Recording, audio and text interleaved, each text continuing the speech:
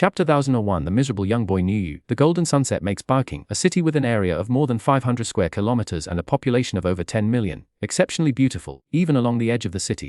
On the circle of city walls that were tens of meters high and more than 10 meters wide, the numerous large-caliber artillery missiles, laser launchers and other killing weapons, under the soft setting sun, were less ferocious and violent. And this huge city is just the lowest level third-tier city among the 168 base cities in China. In the year 2018 of the Western calendar, in a small teacher's office at the 52nd National Middle in Xuanhuan district. Yiwu.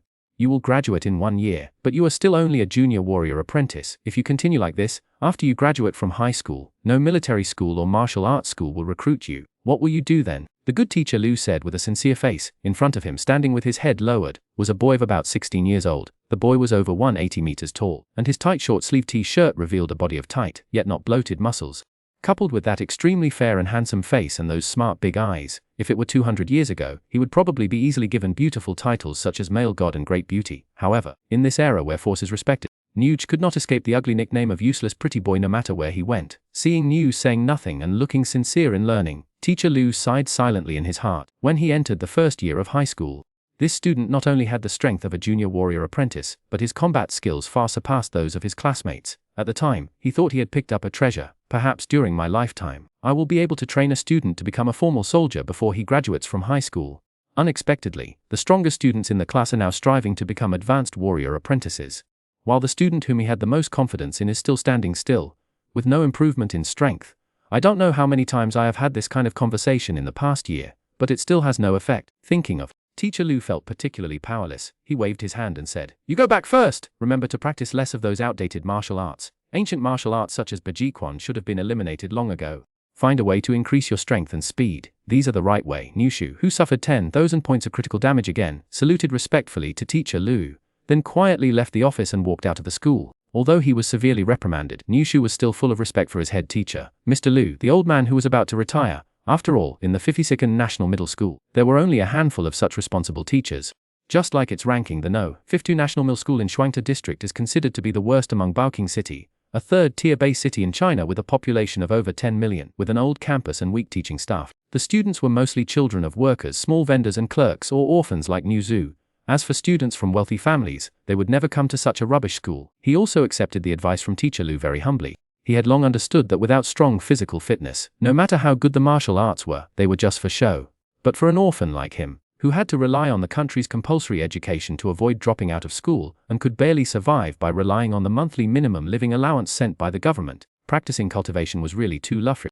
The saying "the poor are good at literature and the rich are good at martial arts" was not only applicable 100 years ago, but is also extremely appropriate in this era of advanced technology. After training your body, you need to replenish the energy consumed by your body through high-energy nutritious meals, which are incredibly expensive. The cost of taking private lessons at various martial arts gyms after school is also very high. The skills that can be learned in school are nothing more than the most common basic stuff.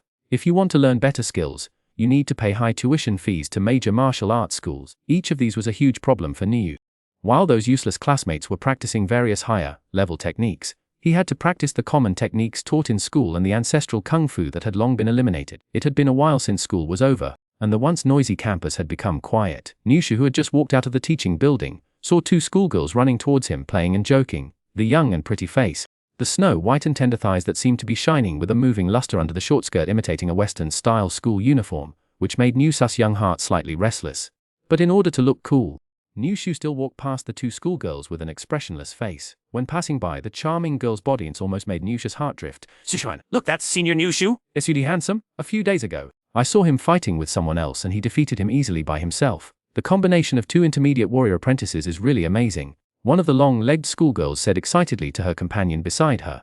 Yiwu heard all the blatant praise, which made him feel extremely happy. He unconsciously raised his chest high, as proud as a cock in heat. Maybe this junior girl will confess to me later and I will accept it or not, Yiwu thought happily in his heart. He was even thinking about where to take this long-legged schoolgirl on a date with the little balance in his account so as not to look shabby.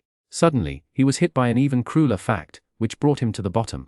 The companion named Xuanhuan replied disdainfully, "Being handsome is useless these days. Also, do you know that Senior Yiwu has been at the level of a junior warrior apprentice for several years? You can tell at a glance that his talent for cultivation is limited. He may be able to win by relying on his skills against an opponent who is not much different from him, but a senior warrior apprentice can easily defeat him." With a deep feeling of loss, Niu walked away alone with his chest puffed out, constantly comforting himself that he was still young and should focus on his studies.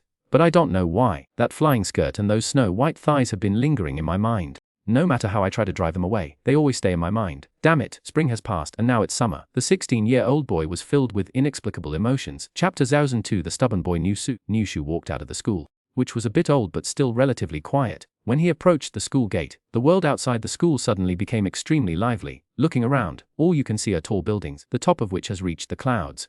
There are basically no low buildings below 150 floors. There were only a few pedestrians on the wide road, but more than 100 meters in the air, countless suspended cars gathered into a dense river of cars, constantly shuttling between the tall buildings.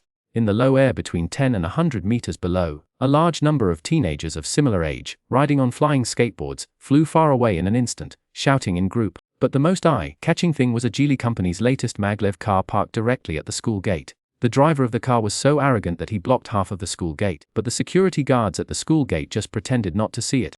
The door of the back seat of the hover car was open, and a hot senior high school girl was lifting her legs to sit in the car. Through the wide open door, you could see a sturdy man in his 30s sitting there, looking at the seductive scenery under the miniskirt of the senior girl with interest. When she raised her legs, Niu walked past the hovercraft calmly, not even daring to look inside the car, fearing that he would cause misunderstandings, because he knew that the big man in the car was the owner of the famous lightning martial arts school in Xuanhuan district, Lei Peng, nicknamed Master Li. Not to mention the many coaches and apprentices in his martial arts school, he himself had the strength of a high-level warrior. Of course, Lightning Martial Arts School relied on its own strength to bully others, and its reputation in Bucking City was very bad. And if a big shot like Yiwu wanted to cause trouble for Niu, it would be a disastrous consequence for Niu. The problem was that Niu wanted to avoid him, but Lei Peng in the car called him. "Hey, boy, your name is Niu, right? I've been paying attention to you for a long time. I'm optimistic about you. How about coming over and following me? As long as you follow me, I can send you to Jidao Martial Arts School for further training if you have good food and drink. I also heard that you are still a virgin at your age, so I will bring this chick to you to have fun for a few days." Suddenly, Niu felt a little unwell. Not to mention the alluring senior schoolmate and her allure to the young and energetic boy. The opportunity to study in the best martial arts school in Bucking City has always been Niu's biggest dream.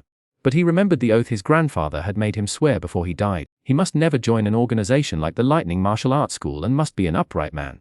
Niu clearly remembered the scene when his grandfather happily closed his eyes after he swore the oath. Thinking of this, he bowed his head respectfully to Lei Peng and said, "Master Lei, thank you for your kindness, but I promised my deceased relatives that I would practice my ancestral kung fu in the next few years, so I can only say sorry to you, you little bastard. Aren't you?" What Master Lei said is not so easy to refuse. The driver brother Iron Hammer, one of the 4 famous Vajra of Lightning Martial Arts School, loudly scolded Niu.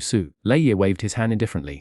"I didn't expect you to be such a filial child. Forget it, just pretend I never said that, but if you change your mind one day remember to come find me." After saying that, Brother Tichui started the hovercraft at the signal of Master Lei, and it rose from the ground and soon disappeared without a trace. It was not until they drove a long way that the driver TK asked curiously, "Master Lei, you seem to think highly of this boy. He is just a boy with a very ordinary evolution degree. Is it necessary to do this?" Lei lit a thick cigar with the help of the senior sister, and said with a playful look, "In fact, for our business, the degree of evolution is not that important. We are not trying to train a master warrior. What is important is loyalty to the martial arts school and the courage to fight and kill. Niu is born with these qualities, so I think highly of him. If he is trained well, he will definitely become a capable person in the martial arts school." After hearing Master Li's comments, different thoughts suddenly arose in the minds of Brother Tichui and the senior sister. As for Niu's underwear with a retro Snoopy head, it was strangely put on by a woman over the fur skirt. It can be seen that this woman is not ordinary, because the other women around her, looking at her strange dress, have envy in their eyes. Niu didn't feel relieved until Lei's hovercraft went far away. He raised his wrist and glanced at the only smart device on his body, the smartwatch that the government issued and required him to carry with him. Only then did he realize that the time was almost 6 o'clock. Oops, it's almost time to go to work. Niu definitely didn't stick out his tongue and immediately ran away. Today, more than 60 years after the birth of the hover car, the price of ordinary models is actually very affordable. But for Niu it is still out of reach. He even can't bear to buy the cheaper flying skateboard. Originally, Niu had a small extra income every month from part-time jobs, but because of the consumption of his body during cultivation, that little income was all exchanged for high-energy food and filled Niu's stomach, and it seemed far from enough. Therefore, for Niu, whose pockets are always cleaner than his face, legs, the primitive means of transportation used by humans for thousands of years, have always been his only choice. While running, Niu habitually bent his back slightly, and every time he stepped down, he would first touch the ground with his soles. Then, before his heels even touched the ground completely, he would use his soles to exert force and leap a long distance in one step. From a distance, his graceful posture looked like a running leopard. Niu has been practicing the ancestral Bajikwan under the guidance of his grandfather since he was 5 years old. He has been practicing for 11 years now. Even when his grandfather died of illness when he was 13 years old and Niu became an orphan, he never stopped practicing martial arts. Years of hard training gave Niu a good physique. He had rarely caught a cold since he was a child. Even when he entered high school at the age of 14, he had already reached the legendary Bajikwan Ming Jin realm, which was equivalent to the strength of a junior warrior apprentice. But generally speaking, that was all. His Everly 18%, which is barely the level of an ordinary person. In addition, the difference in martial arts and daily cultivation resources makes his overall strength grow very slowly, no matter how much effort he puts in. The final result is that he is slowly caught up with and gradually surpassed by his classmates. The qualification standard for an intermediate warrior apprentice is that each attack force is more than 400 kilograms. The burst speed is 1 kilometer per minute. 5 coefficient. I have already had enough speed and nerve reaction. But the attack power is always a little short. Niu was running, thinking about his own thoughts. The intensity of his usual training had already reached the limit of Niu's body. If he intensified his training without the supplement of high-energy food, it would cause irreversible damage to his body. Maybe if Grandpa were still alive, everything wouldn't be so difficult. When Niu expressed this emotion, he arrived at the Jishiditang Chinese Medicine Clinic where he worked. If you just look at the name of Jishiditang Chinese Medicine Clinic, you will definitely have the illusion that this is a high-end Chinese medicine clinic. In fact, this is just a store in a very remote location, with only a few small garages temporarily converted into stores and a small clinic run by an old man with a white beard. Pushing open the old glass door, Niu looked at the electronic clock on the wall. Fortunately, it was 2 minutes before the official work time of 6 o'clock. Today's business at the Chinese medicine clinic is just as quiet as usual. In fact, it is understandable that in this day and age, apart from those old men and women who are over 100 years old, who would come to a traditional Chinese medicine clinic that is criticized by almost the entire mainstream society for treatment. Little calf, you are here. Clean up the clinic as usual, and then do what you need to do. Don't disturb. The old Chinese Dr. Chen with a white beard greeted Niu indifferently, and then continued to sit behind his desk, flipping through the yellowed old medical book in his hand. Niu nodded in agreement, and then began to clean the entire clinic swiftly.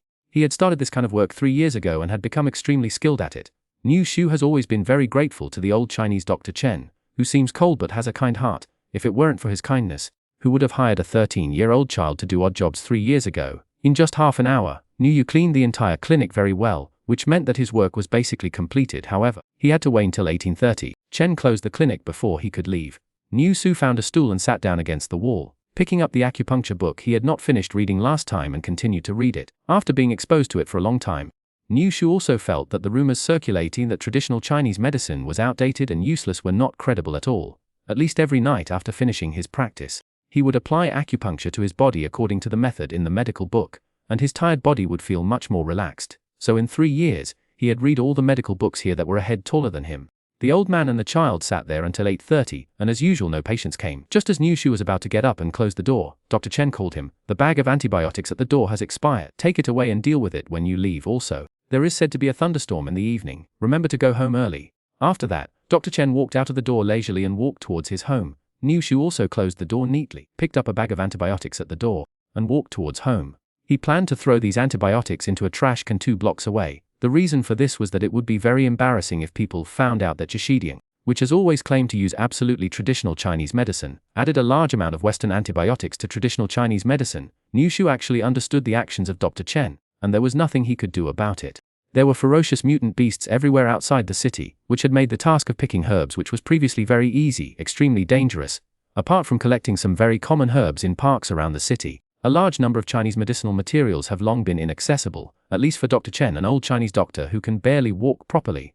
Therefore, in order to ensure the therapeutic effect, it has become unavoidable to secretly add some Western medicine ingredients into traditional Chinese medicine. Just as he walked a few hundred meters away from the clinic, cold raindrops began to drip on Niu's face. Just as he was planning to speed up while the rain was not heavy, a huge bolt of lightning streaked across the night sky and struck him with incredible accuracy. Niu knew that this was definitely not a prank, or that he had accidentally entered a film set. First of all, no matter which crew dared to do this, based on the process of almost strangling him just now, Niu would sue them until they were completely bankrupt. Chapter 1003. Welcome to the primitive age.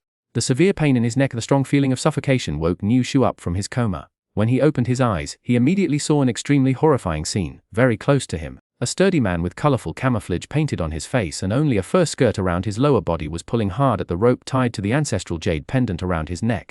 It seemed that the strong man was going to break the rope directly and take the jade pendant in his hand. But didn't he recognize that in order not to lose the only ancestral heirloom, Yiwu specially found a high-strength fiberglass rope, tied the jade pendant around his neck, and then tied a knot. The sturdy man's hands were extremely powerful, even though he couldn't see it with his own eyes at the moment. Yiwu knew that the fiber rope had already dug deeply into the flesh of his neck, and it was definitely deeply embedded in it, which was why it hurt so much. Being strangled, Yiwu couldn't even beg for mercy, in order to avoid being strangled to death. He subconsciously tried to use his hands to pull the fiber rope, which was getting tighter and tighter. Only then did he realize that his hands had been tied up and hung high up without him knowing when. Perhaps realizing that the poor boy would be strangled to death before he could break the rope, the sturdy man stopped his actions awkwardly, muttered an incomprehensible sound, then turned around and left. Yiwu, who escaped, struggled to raise his chest to inhale more oxygen. It took him a long time to calm down. At this time he finally had the mind to look at his current condition. After just a quick glance, Yiwu was completely dumbfounded. He remembered that before he fell into a coma, a huge bolt of lightning struck him. At the moment the lightning struck his body, the jade pendant on his chest seemed to become hot, and then he lost all consciousness. But why? When I woke, I was not lying on a clean white bed in the hospital, but was stripped of all my clothes. My hands were tied, and I was hung under an unknown big tree. What was used to tie his hands was a fresh vine, which was very strong. Yiwu struggled hard for a few times, but not only did he fail to break free from the vine, but his wrists were also covered in blood. A gust of cold wind blew, giving the boy goosebumps all over his body. He felt that this posture was particularly embarrassing. This was an extremely primitive and dirty village, with 100 or so small thatched houses scattered around. Perhaps it had rained not long ago, and the ground was full of mud, mixed with all kinds of excrement, bones of unknown animals and bloodstains that had turned black. In this scene that seemed like hell to Yiwu, more than 100 adult men and women were walking barefoot in the mud without a care in the world, watching him with great interest, pointing and talking and occasionally bursting into loud laughter. Even behind the crowd, dozens of completely naked kids were playing in the mud, even though they had completely turned into mud monkeys. No one said a word to them. Among the more than 100 adult men and women accounted for the vast majority. However, regardless of gender, they only wore a small piece of animal skin around the vital parts of their bodies. Only a small number of men had colorful camouflage painted on their faces. All of them, without exception, had a large number of ornaments made of animal bones, teeth, or beautiful pebbles on their bodies. These people were all exceptionally tall and strong. Yiwu estimated that the men were generally over 220 meters tall, and the women were no less than 190 meters tall. The exposed muscles of the men were as clear as hard rocks, and the feminine features of the women were also exceptionally obvious, although he couldn't understand the strange language they were speaking, just from their eyes. Yiwu remembered the exact same expressions everyone had when they were looking at the newly captured mutant beasts in the zoo. The clothes that disappeared from Yiwu's body were also successfully found on their bodies. The tight t-shirt was put on a sturdy man who was at least 2 heads taller than Yiwu, and could only barely cover the area above his chest. The casual pants that reached Yiwu's heels gave off the smell of crop pants. Secondly, there are too many things here that cannot be explained by common sense. For example, just now, Yiwu saw 2 kids who were definitely no older than 10 years old fighting each other. During the fight, one of them picked up a stone weighing more than 100 kilograms and smashed it heavily on the other kid's head. The kid whose head was hit by the flying stone chips staggered. Then he just shook his head and continued to fight with his companions, as relaxed as if he had just been hit lightly on the forehead by a soft snowball. The miserable young boy closed his eyes in pain. Wasn't his current situation exactly the same as the time travel plot described in a certain article on China's largest novel website? In other words, he traveled through time, and he traveled to a primitive era completely different from the one recorded in history. Who knows what fate awaited him? After being watched for more than an hour, the primitive people gradually lost interest and left in 2s and 3s. As the sun set, it seemed that it was time for them to prepare dinner. The little guys continued to fight with unlimited energy, but every time they attacked it was frightening, compared with these little guys who were half their age. The most powerful students of the 52nd National Middle School were simply Yiwu, who continued to be hung, felt like a piece of bacon, waiting to be dried and eaten. He felt that his arms had lost sensation long ago, and the wound on his neck was very painful. In order to distract himself, he began to carefully stare at the primitive people and observe what kind of food they ate, and most importantly, he wanted to determine whether these people ate humans.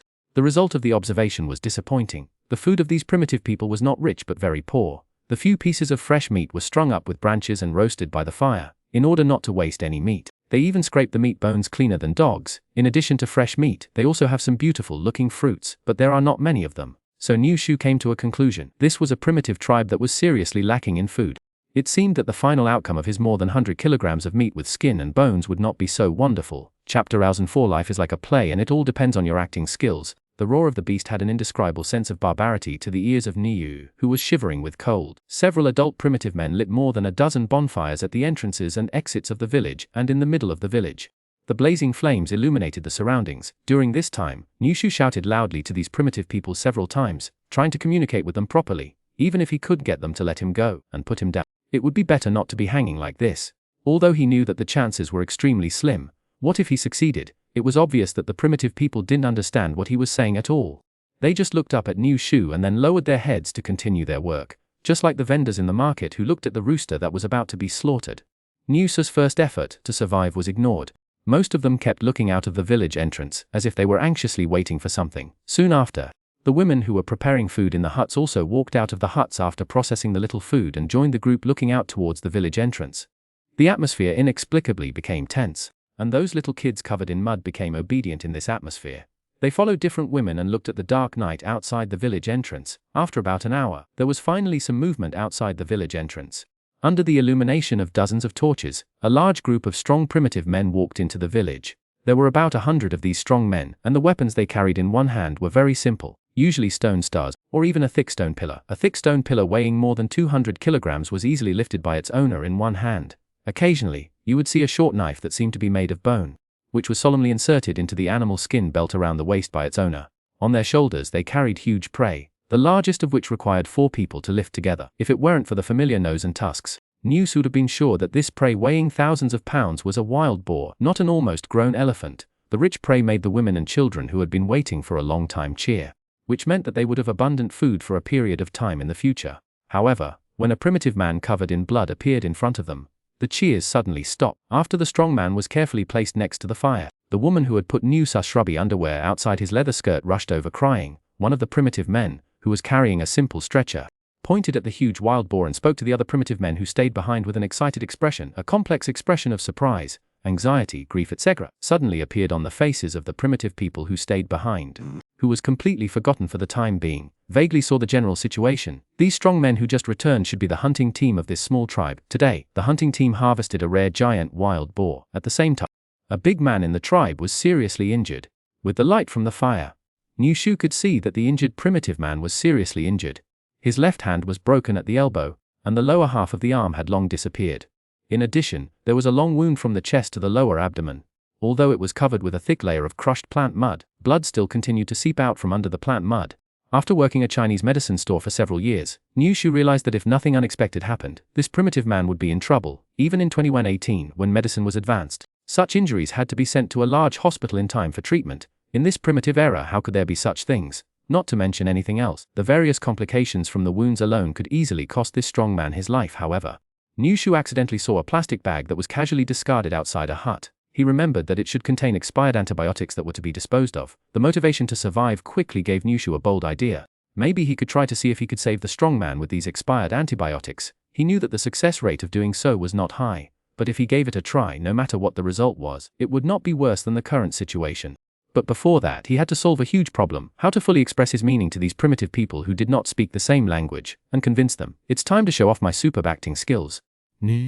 Who has been spending his time practicing martial arts and watching free movies, muttered to himself. The members of the Blackrock tribe, with extremely heavy hearts, silently watched their leader, who was also the most powerful warrior of the tribe, lying dying beside the fire and was about to return to the arms of his ancestors. Except for the chief's wife, who was still crying loudly, no one else had any intention of talking. Suddenly, a series of screams attracted everyone's attention. When everyone looked over after hearing the sound, they saw the tender-skinned and pretty boy who they had picked up not far outside the tribe during the day making this miserable cry, as if someone was strangling his neck.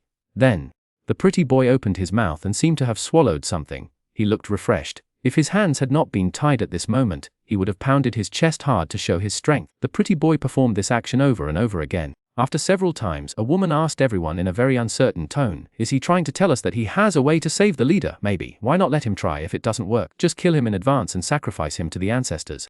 A warrior in the tribe suggested to everyone. After thinking for a while, everyone agreed to this proposal. Anyway, the leader's injuries were so serious that according to past experience, he would struggle in pain for a few days before finally dying. With the blessing of the ancestors, let this pretty boy give it a try. Maybe a miracle will happen. So, the pretty boy, whose hands were freed from the vines, picked up the bag that they had thrown away before, and stuffed a few colorful and strange small particles into the leader's mouth like treasures, which the leader swallowed subconsciously. Then, their leader's sturdy wife Kai snatched the weirdo's bag and stuffed a handful of these small particles directly into the leader's mouth.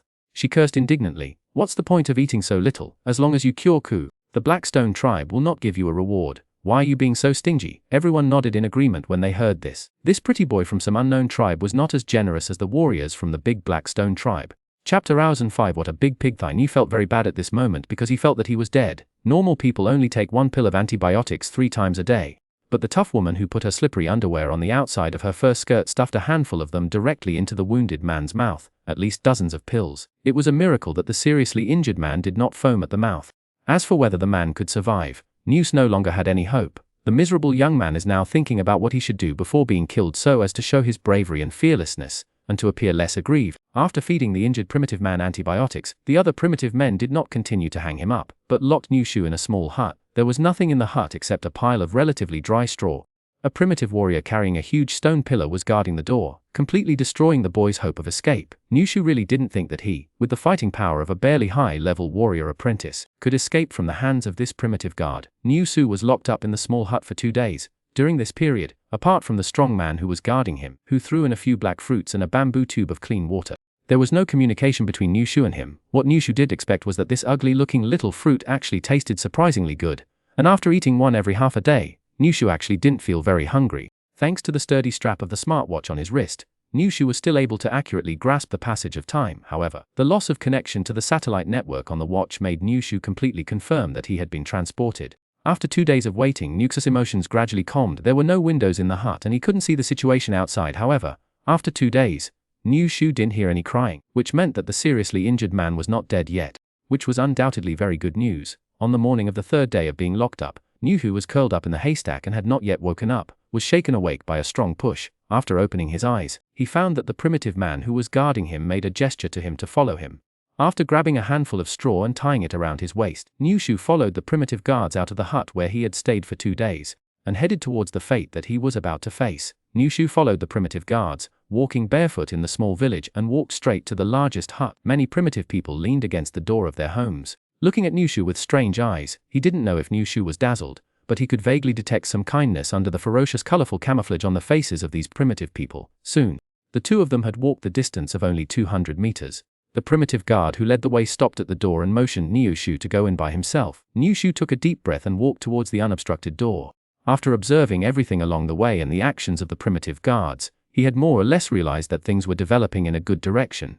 But until it was completely confirmed, he simply couldn't let go of his worries. Even in the largest hut in the tribe, the layout and furnishings were very simple, with only a few crude stone and wooden furniture, and a large bed covered with thick animal skins that could be seen as soon as one entered the door. On the big bed, the seriously injured primitive man was lying on the bed, looking here with his eyes wide open. The rhythmic rise and fall of his chest showed that he not only survived, but also recovered well. After seeing Niu coming in, the strong man's eyes lit up and he started talking to Niu. At the same time, the woman who should be his wife came over with Niu's stripped clothes. The clothes, pants, shoes, socks, and even Snoopy's underwear were all there. The other party's meaning was very clear. He thanked Niu for saving him, and to express his gratitude, he returned all his clothes to him, ignoring the strong odor on the clothes. Niu quickly untied the straw around his waist and put on the whole set of clothes, just looking at the strong reluctance in the woman's eyes. Niu somehow kept the underwear of Sleepy and stuffed it into the woman's hand. The sudden surprise made the woman excited and shouted. Niu, who didn't understand a word, could only smile awkwardly. Seeing this, the woman turned back and whispered to the strong man on the bed. After a while, the strong man nodded with a painful look on his face. The woman let out an inexplicable cry and then got down on her stomach to search under the bed. Without looking carefully, the boy could see the woman's special posture, which revealed her beauty. The young boy, still a greenhorn, sighed in his heart. After searching for a while, the woman finally found a wooden box from under the bed. After opening the box, she found an exquisitely crafted jade bottle carefully placed inside. After pulling out the cork from the jade bottle, the woman enthusiastically put the bottle to Niu's mouth, signaling Niu to drink it in one gulp. Niu took a look into the jade bottle and saw that there was less than half a bottle of dark green liquid inside. At the same time, an indescribable pungent smell continued to emanate from the jade bottle. If it was in the past, Niu would not drink even a drop of this extremely strange potion even if he was beaten to death. But now that he had even encountered something like time travel, his nerves had become many times thicker. After a slight, Niu raised his head and poured all the green liquid into his mouth. Suddenly, the indescribable taste almost made Niu vomit out all the green liquid. Even the Xuanhuan junkie water, which he thought was the most unpalatable before, was not even 1 cent as unpalatable as this damn thing. Trying hard to suppress the nauseous feeling in his stomach, Niu gradually felt his consciousness becoming blurred. Countless strange symbols flashed through his mind, causing his head to ache badly. After an unknown amount of time, the headache finally stopped and Niu found himself sitting on the ground. His throat felt like it was on fire and he felt waves of stinging pain. The woman's voice rang in his ears again, but the miraculous thing was that Niu understood every word of it. Well, the secret medicine has completely taken effect. Although you can't speak tonight, you can go back and rest for a night, and you will recover tomorrow. A huge pig thigh was placed in front of Niu, and the woman continued, "This is the reward that Kui and I gave you, a front leg of the wild boar beast. Thank you for saving his life. Now you go and rest first. If there is anything, we will talk about it tomorrow when you can regain the ability to speak." In a trance, Niu struggled to carry the pig thigh weighing more than 100 kilograms, and staggered towards the hut where he had stayed for a few days. Everything he had just experienced was too surprising, and he wanted to be alone again. Chapter 06 Braised Pork Trotters. After staggering back to the hut carrying the huge peg's front leg, Niu fell headfirst onto the thatch pile. Niu felt that his mind was in a mess. It was obvious that the primitive era he was in was completely different from what was recorded in history. There was no record of a wild boar with a front leg as thick as half an elephant's leg. In other words, the land under his feet did not belong to the same planet at all. Powerful beasts, crude stone weapons, and even wearing decent clothes in the future have become a luxury. Facing all these, his own strength seems extremely weak. All kinds of pressure made him a little breathless. The world of 2118 has all kinds of bad things, but compared to here it is like a paradise. Subconsciously, Niu reached for the jade pendant on his chest again. This was the one that saved him from the lightning strike, and it was also the culprit that made him travel to this hellish place. The style of the jade pendant was very ordinary, a square jade plate 2 fingers wide, with nothing on it except a few ancient seal characters that no one could recognize. The material used was just cheap miscellaneous materials. The only special thing was that it was said to have been passed down from the ancestors of Laonia's family. And the previous 2 days, he had observed the jade pendant countless times. But he could not find any unusual clues from this seemingly ordinary jade pendant. As soon as he put his hand on the jade pendant today, he felt something completely different. Niu found that the jade pendant was filled with an indescribable energy, and the inexplicable feeling told him that he could now return to his original world again. Without even the slightest hesitation, Niu tightly grasped the jade pendant and conveyed his wish to return to his original world. Then, as the young man was stunned, a passage shining with a dark light appeared silently out of thin air about 1 meter in front of him. The entrance to the passage was about the same size as an ordinary room door. Since its appearance, Niu felt that the energy in the jade pendant was gradually decreasing. According to the speed of this decrease, the energy in the jade pendant would be completely consumed in about 3 minutes. God knows whether this passage will still exist after the energy accumulated in the jade pendant is consumed. In order to return to the original world, Niu quickly climbed up and plunged into the dark passage. Before diving in, he picked up the wild boar's front leg. After diving into the passage, Niu felt colorful lights flashing in front of his eyes and he could not see anything clearly. More than a minute had passed. Niu found himself lying on the hard concrete road. Raindrops as big as beans kept falling down. Everything around him was so familiar. Looking back, Niu found that the passage that sent him back was gradually shrinking. In just a dozen seconds, it completely disappeared. The sound of beep came from the watch on Niu's hand. Niu subconsciously looked over and saw that had completely disappeared before was now full again. After automatic calibration, the time displayed on the watch was still 20:55 on June 3, 2018. Niu's heart skipped a beat. He remembered clearly that he was struck by lightning at around 20:50 on June 3. Only about 3 hours had passed. If it weren't for the huge pig's front leg, which was still conspicuously falling on the ground not far away, and constantly emitting a faint smell of blood, Niu would have suspected that the time travel was just an illusion caused by being struck by lightning. After calming down, Niu carried the pig thigh on his shoulders and trotted towards his home a few blocks away. Thanks to the increasingly heavy thunderstorm, there were almost no pedestrians and vehicles on the road, so Niu's embarrassed appearance did not attract the attention of the crowd or cause unnecessary trouble. 20 minutes later, the drenched boy finally ran to the building where he lived. He entered the 136th floor in the empty elevator a few minutes later.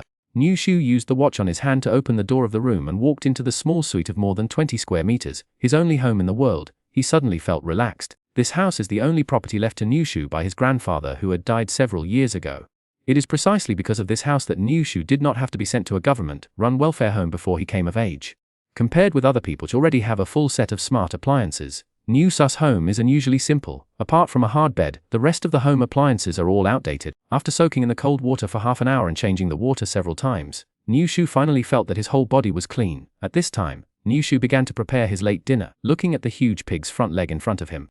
Niu couldn't help but drool in his mouth. He couldn't remember how long it had been since he had a good meal of meat like this. The seemingly frighteningly large base city, after accommodating a huge population, also had to meet the land needs of factories and the military. Because of the extremely unsafe environment outside the city, even the cultivation of various crops had to be placed in the city. Fortunately, with the rapid development of new agricultural technology, the few farms in the base can meet the living needs of everyone. However, what Niu can afford are the cheapest synthetic foods. Synthetic food that is like toothpaste can fill your stomach. But don't ask for too much in terms of taste and enhancing the effect of cultivation. If this pig thigh in front of him was sold on the black market, Niu Shu believed that it would fetch an astonishing price. However, Hu had escaped, decided to enjoy it himself to comfort his little heart which had been frightened continuously. The bones of the wild boar's front legs were very hard. Niu Shu took a lot of effort, even using the alloy bone cutting knife to cut a notch in them, before he was able to cut off 3 pieces. These 3 small pieces alone weighed nearly 10 pounds. After throwing the 3 pork leg bones into the pressure cooker, Niu Shu stuffed the remaining pork front legs into the refrigerator and waited patiently for the delicious processing to be completed. A few minutes later, the rich aroma of meat began to fill the small room, causing Niu Shu, who had not known how many years had passed since he last had meat, to drool. After a while, Niu Shu thought that the food was almost done, so he turned off the power of the pressure cooker. After opening the lid, the richer meat aroma came to his nose. He quickly sprinkled some salt into the pot, stirred it with a spoon, and then Niu Shu couldn't wait to start eating. The tenderness, chewiness, and the indescribable satisfaction that comes from enjoying meat made Niu Shu finish the whole pot of stewed pig's feet, without realizing it. Chapter 7 Discussion. Niu Shu fell on the bed with great satisfaction, stroking his swollen belly. He felt warm and comfortable all over. As soon as he closed his eyes, he fell into a deep sleep. After not sleeping well for several days. While sleeping, Niu Shu had an extremely strange dream. He dreamed that he somehow came to a huge crater, and the scorching temperature made his whole body burn, and big drops of sweat kept flowing out. However, no matter how hard he ran, he was always near the crater and could not escape. At 6 o'clock the next morning, the vibration of the smart watch on his wrist woke Niu up on time. After sitting up from the bed, Niu felt indescribably refreshed all over, as if every cell in his body had absorbed enough nutrients and became full of vitality. After stretching out of habit, the bones all over his body made a crackling sound like frying beans. At this time, Niu Shu felt that his physical condition was better than ever. Suddenly, a strong smell of sweat attracted all of Niu Shu's attention.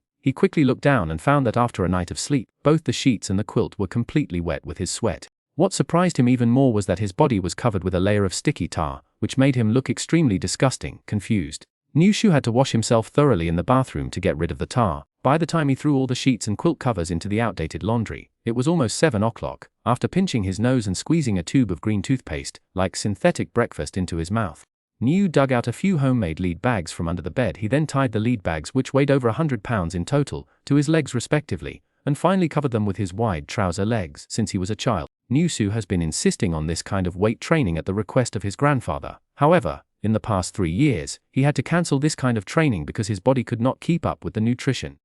The good feeling in his body made him dig out these things again. It took Niu Shu less than 20 minutes to reach the school gate. After jogging all the way, wiping the non-existent sweat from his forehead, he was filled with doubts. Normally, even without any weight, it would still take him nearly half an hour to run here, and he would be sweating all over. It would not be as easy as it is now. Thinking about the scene of getting up in the morning, he knew that his physical fitness had improved, and not just a licking about it. The only possibility is probably related to yesterday's dinner.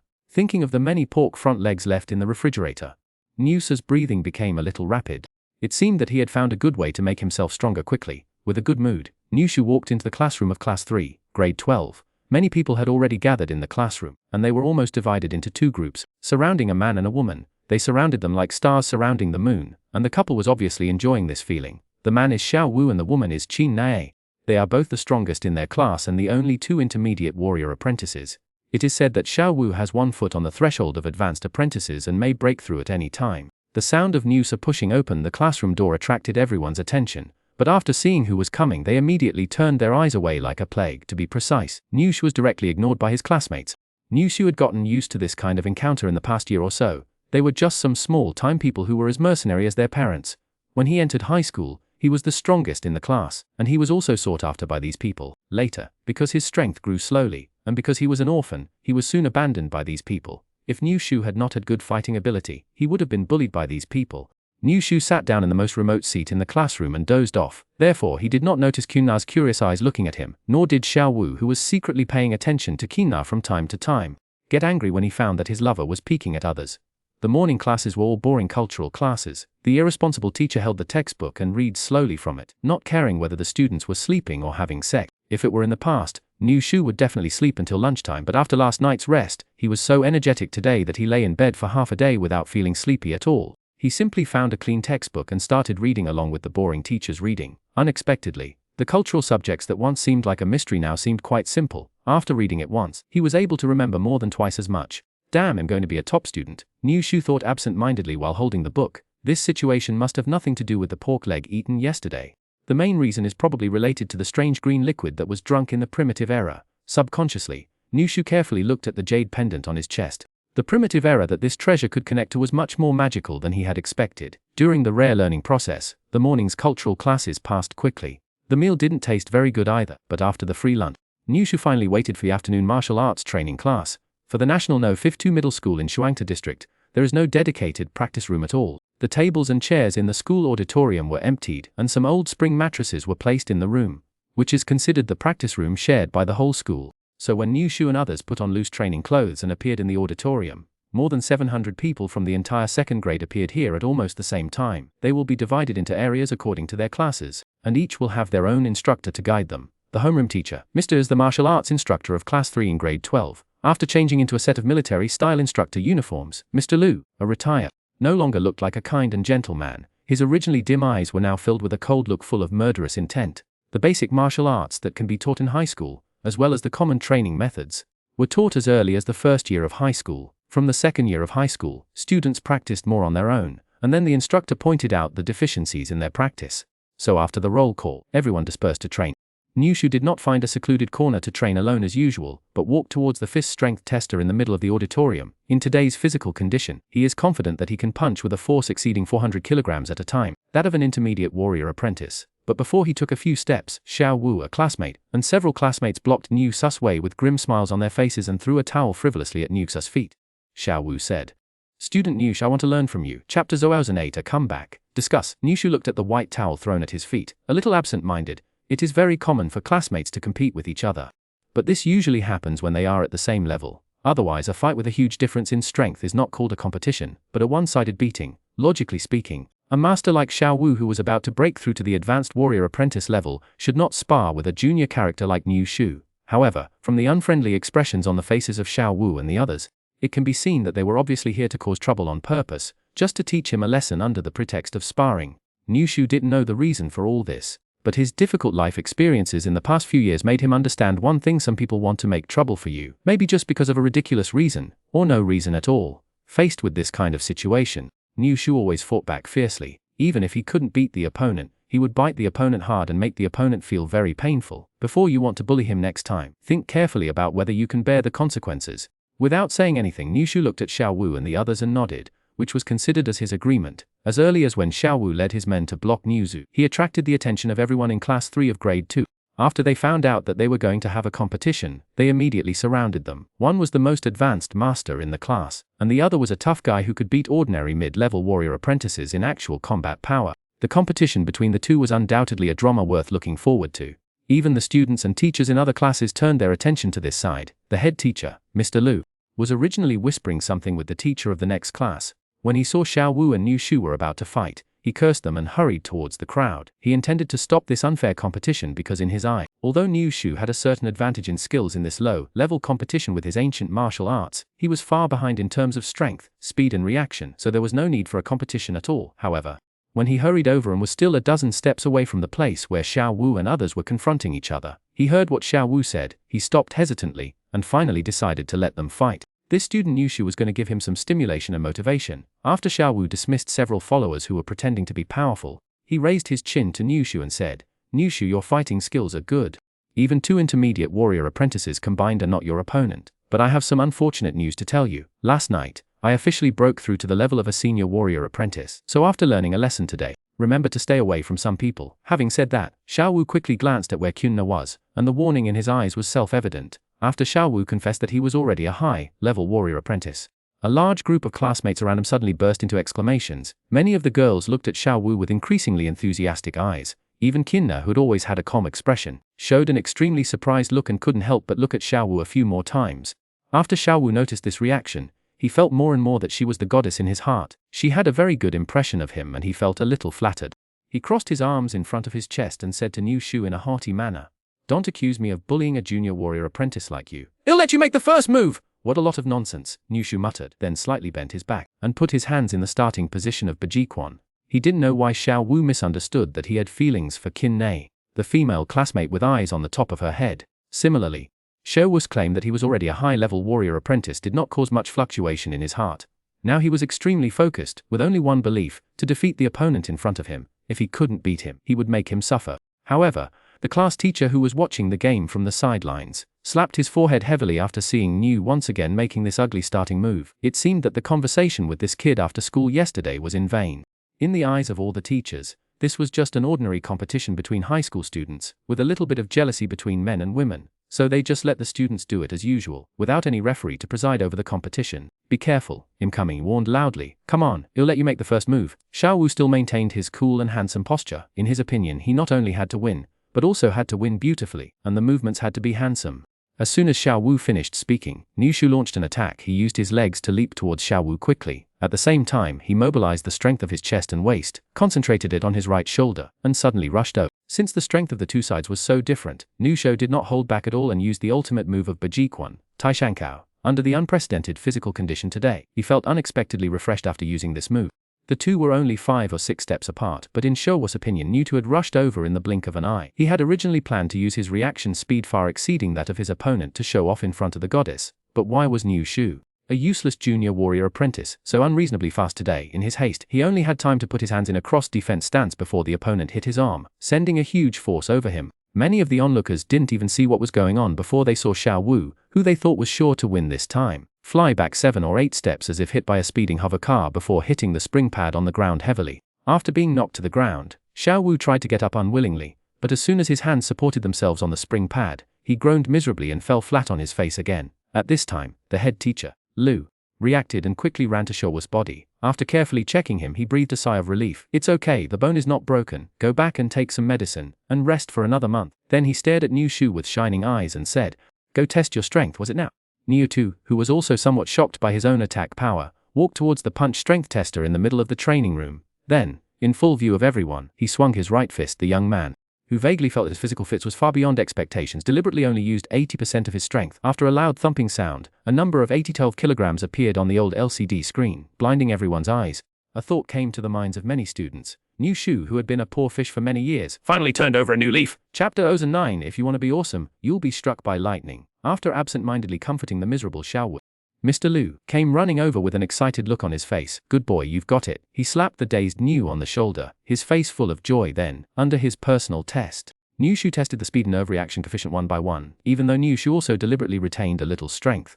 The final test results still surprised teacher Liu. Punch force of 812 kgh, burst speed of 1.6 km, 82. All 3 data have reached the standards of advanced warrior apprentices. In other words, Yiwu is already a thorough advanced warrior apprentice. If it were just this, teacher Liu would not have such an excited expression. In his decades of teaching career, there were students who could officially enter the advanced warrior apprentice realm before the 3rd year of high school. Although they were rare, there would always be such a good student in 1 or 2 years. The fundamental reason for his loss of composure was that in the test a few days ago, teacher Liu clearly remembered that Yiwu was still stuck at the threshold of an intermediate warrior apprentice. No matter how hard he tried, his punching power was always a little lacking. What is the reason that allows a student like Yiwu, whose evolution rate is very ordinary, to achieve such a leap in such a short period of time? Teacher Liu has a strong interest in this. If he understands the principle, he can at least get the title of a national excellent teacher before he retires. Excitedly, teacher Liu said a few words to the students in the class about his careful training, and then took Yiwu to his office. As for Xuanhuan, who was in a state of dismay at the moment, he didn't even have the heart to go up to him to comfort or enlighten him. He just let him sit in the corner in frustration like a castrated rooster. Similarly, in the office of his homeroom teacher, Mr. Liu, Yiwu, who had gradually calmed down from the joy of his sudden increase in strength, began to realize that he was facing a huge crisis. How could he explain how a poor boy like himself could suddenly become so powerful? First of all, the secret of the jade pendant on the chest that can travel back to the magical primitive era must not be revealed to anyone. Otherwise, the best result is that this treasure will be easily taken away by others. If it is a little more serious, I am afraid that I will lose my life. He did not think that if he fought with all his strength, he would be able to have the same combat power as a junior warrior and stop others from spying on and snatching the treasure. You have to know that in Barking City, a small 3rd-level base city, the number of formal soldiers is estimated to be in the tens of thousands, not to mention that in the city's garrison, all positions above the rank of non-commissioned officer are held by junior soldiers and above. His current meager combat power is considered top-notch among high school students. Faced with teacher Lia's constant questioning, Yiwu thought quickly and finally decided to tell a big lie. He paused for a moment, then pretended to recall the past and began to speak. "Last night, when I was returning home from work, I happened to encounter a thunderstorm, and then a huge bolt of lightning struck directly on my head. I was struck by lightning and fainted. When I woke up, I found that my body was covered with tar like sweat, but there was no other discomfort. I went home to sleep. When I woke up, I found that my body was very comfortable and my strength was much stronger, but I didn't expect it to be this strong. Niu said with a lingering fear. This lie was half true and half false, which undoubtedly increased its credibility to a great extent. But Niu thought in his heart, if there are really some funny teenagers who believe this and touch the electric switch or get struck by lightning, don't blame me if you die. After hearing Niu's explanation, teacher Lia's originally fiery heart immediately cooled down. The reason in his heart told him that Niu's adventure could never be replicated. According to news reports, the number of unlucky people struck by lightning in the world every year reaches at least 3 digits, but only a small half of them survive. And almost no one gains such a huge benefit. Mr. Liu was extremely responsible. After saying hello to the principal, he took Niu to the district hospital for a comprehensive physical examination. Who was also surprised, looked at the test report in his hand and came to this conclusion. According to the test, after being stimulated by unknown energy, the cells in Niu's body were more than 5 times more active than the normal standard of ordinary people and were full of vitality. In other words, Niu had a strong vitality, abundant blood, and physical fitness far exceeding that of ordinary people. According to some traces of cell metabolism, such a drastic change occurred within 24 hours, so Niu's statement of being struck by lightning was completely credible. By the way, they easily used the watch to find the area described by Niu on the internet. The news that a large area of surveillance cameras were damaged by lightning last night made everything sound quite logical. Following the doctor's conclusion, Niu breathed a sigh of relief. The matter was finally dealt with, and he also protected the big secret in his heart that night. Niu cooked a big pot of pork leg meat again, rewarded himself, and slept comfortably. However, the next morning, he found that the smelly sweat and tar discharged from his body were obviously much less than yesterday. He vaguely understood that it was because his body had been severely depleted during the long-term hard training that his physical fitness improved dramatically after receiving a large amount of nourishment. Although the effect of the pork leg he had eaten last night was much worse than before, and even got worse with more and more times he ate it, Niu still didn't feel depressed at all. One should not be too greedy! Because Niu believed that as long as he could eat this magical pork for a long time, even those geniuses with extremely high evolutionary degrees would not be able to practice as fast as him, including the white people who claim that they are favored by God. They will eventually be caught up by Niu and trampled under his feet. After swinging his fists a few times, Niu carefully felt the strength and movements of his hands, which seemed to have increased by 10%. For the first time, this young man, who had lived a miserable life for the past 16 years, felt an unprecedented sense of heroism in his heart, as well as an ambition that he himself was not even aware of. Chapter Xuanhuan plans to travel through time again. As usual, Niu got up on time at 6 o'clock, washed up, ate a tube of synthetic breakfast, and then trotted to the small neighborhood park 3 kilometers away from his home. It was early in the morning in May, just after 6 o'clock, and it was already bright.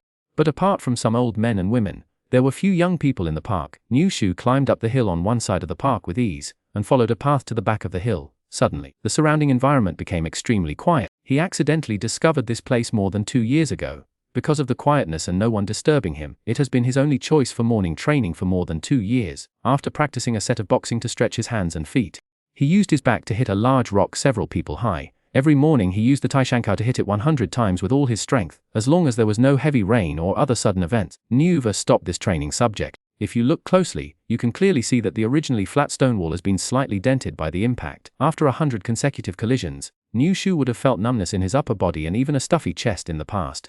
But today he didn't feel any abnormality, so he spontaneously added another 200 before stopping. The young man knew that the path of cultivation was like rowing against the current, and it relied on hard practice. Even if he found a shore, he still needed to water it with his sweat in order to reap a rich harvest. After training for about an hour, Niu stopped, tidied up his messy clothes, and ran towards the school. But as soon as he entered the school gate, he immediately felt that the treatment he received was completely different from the past.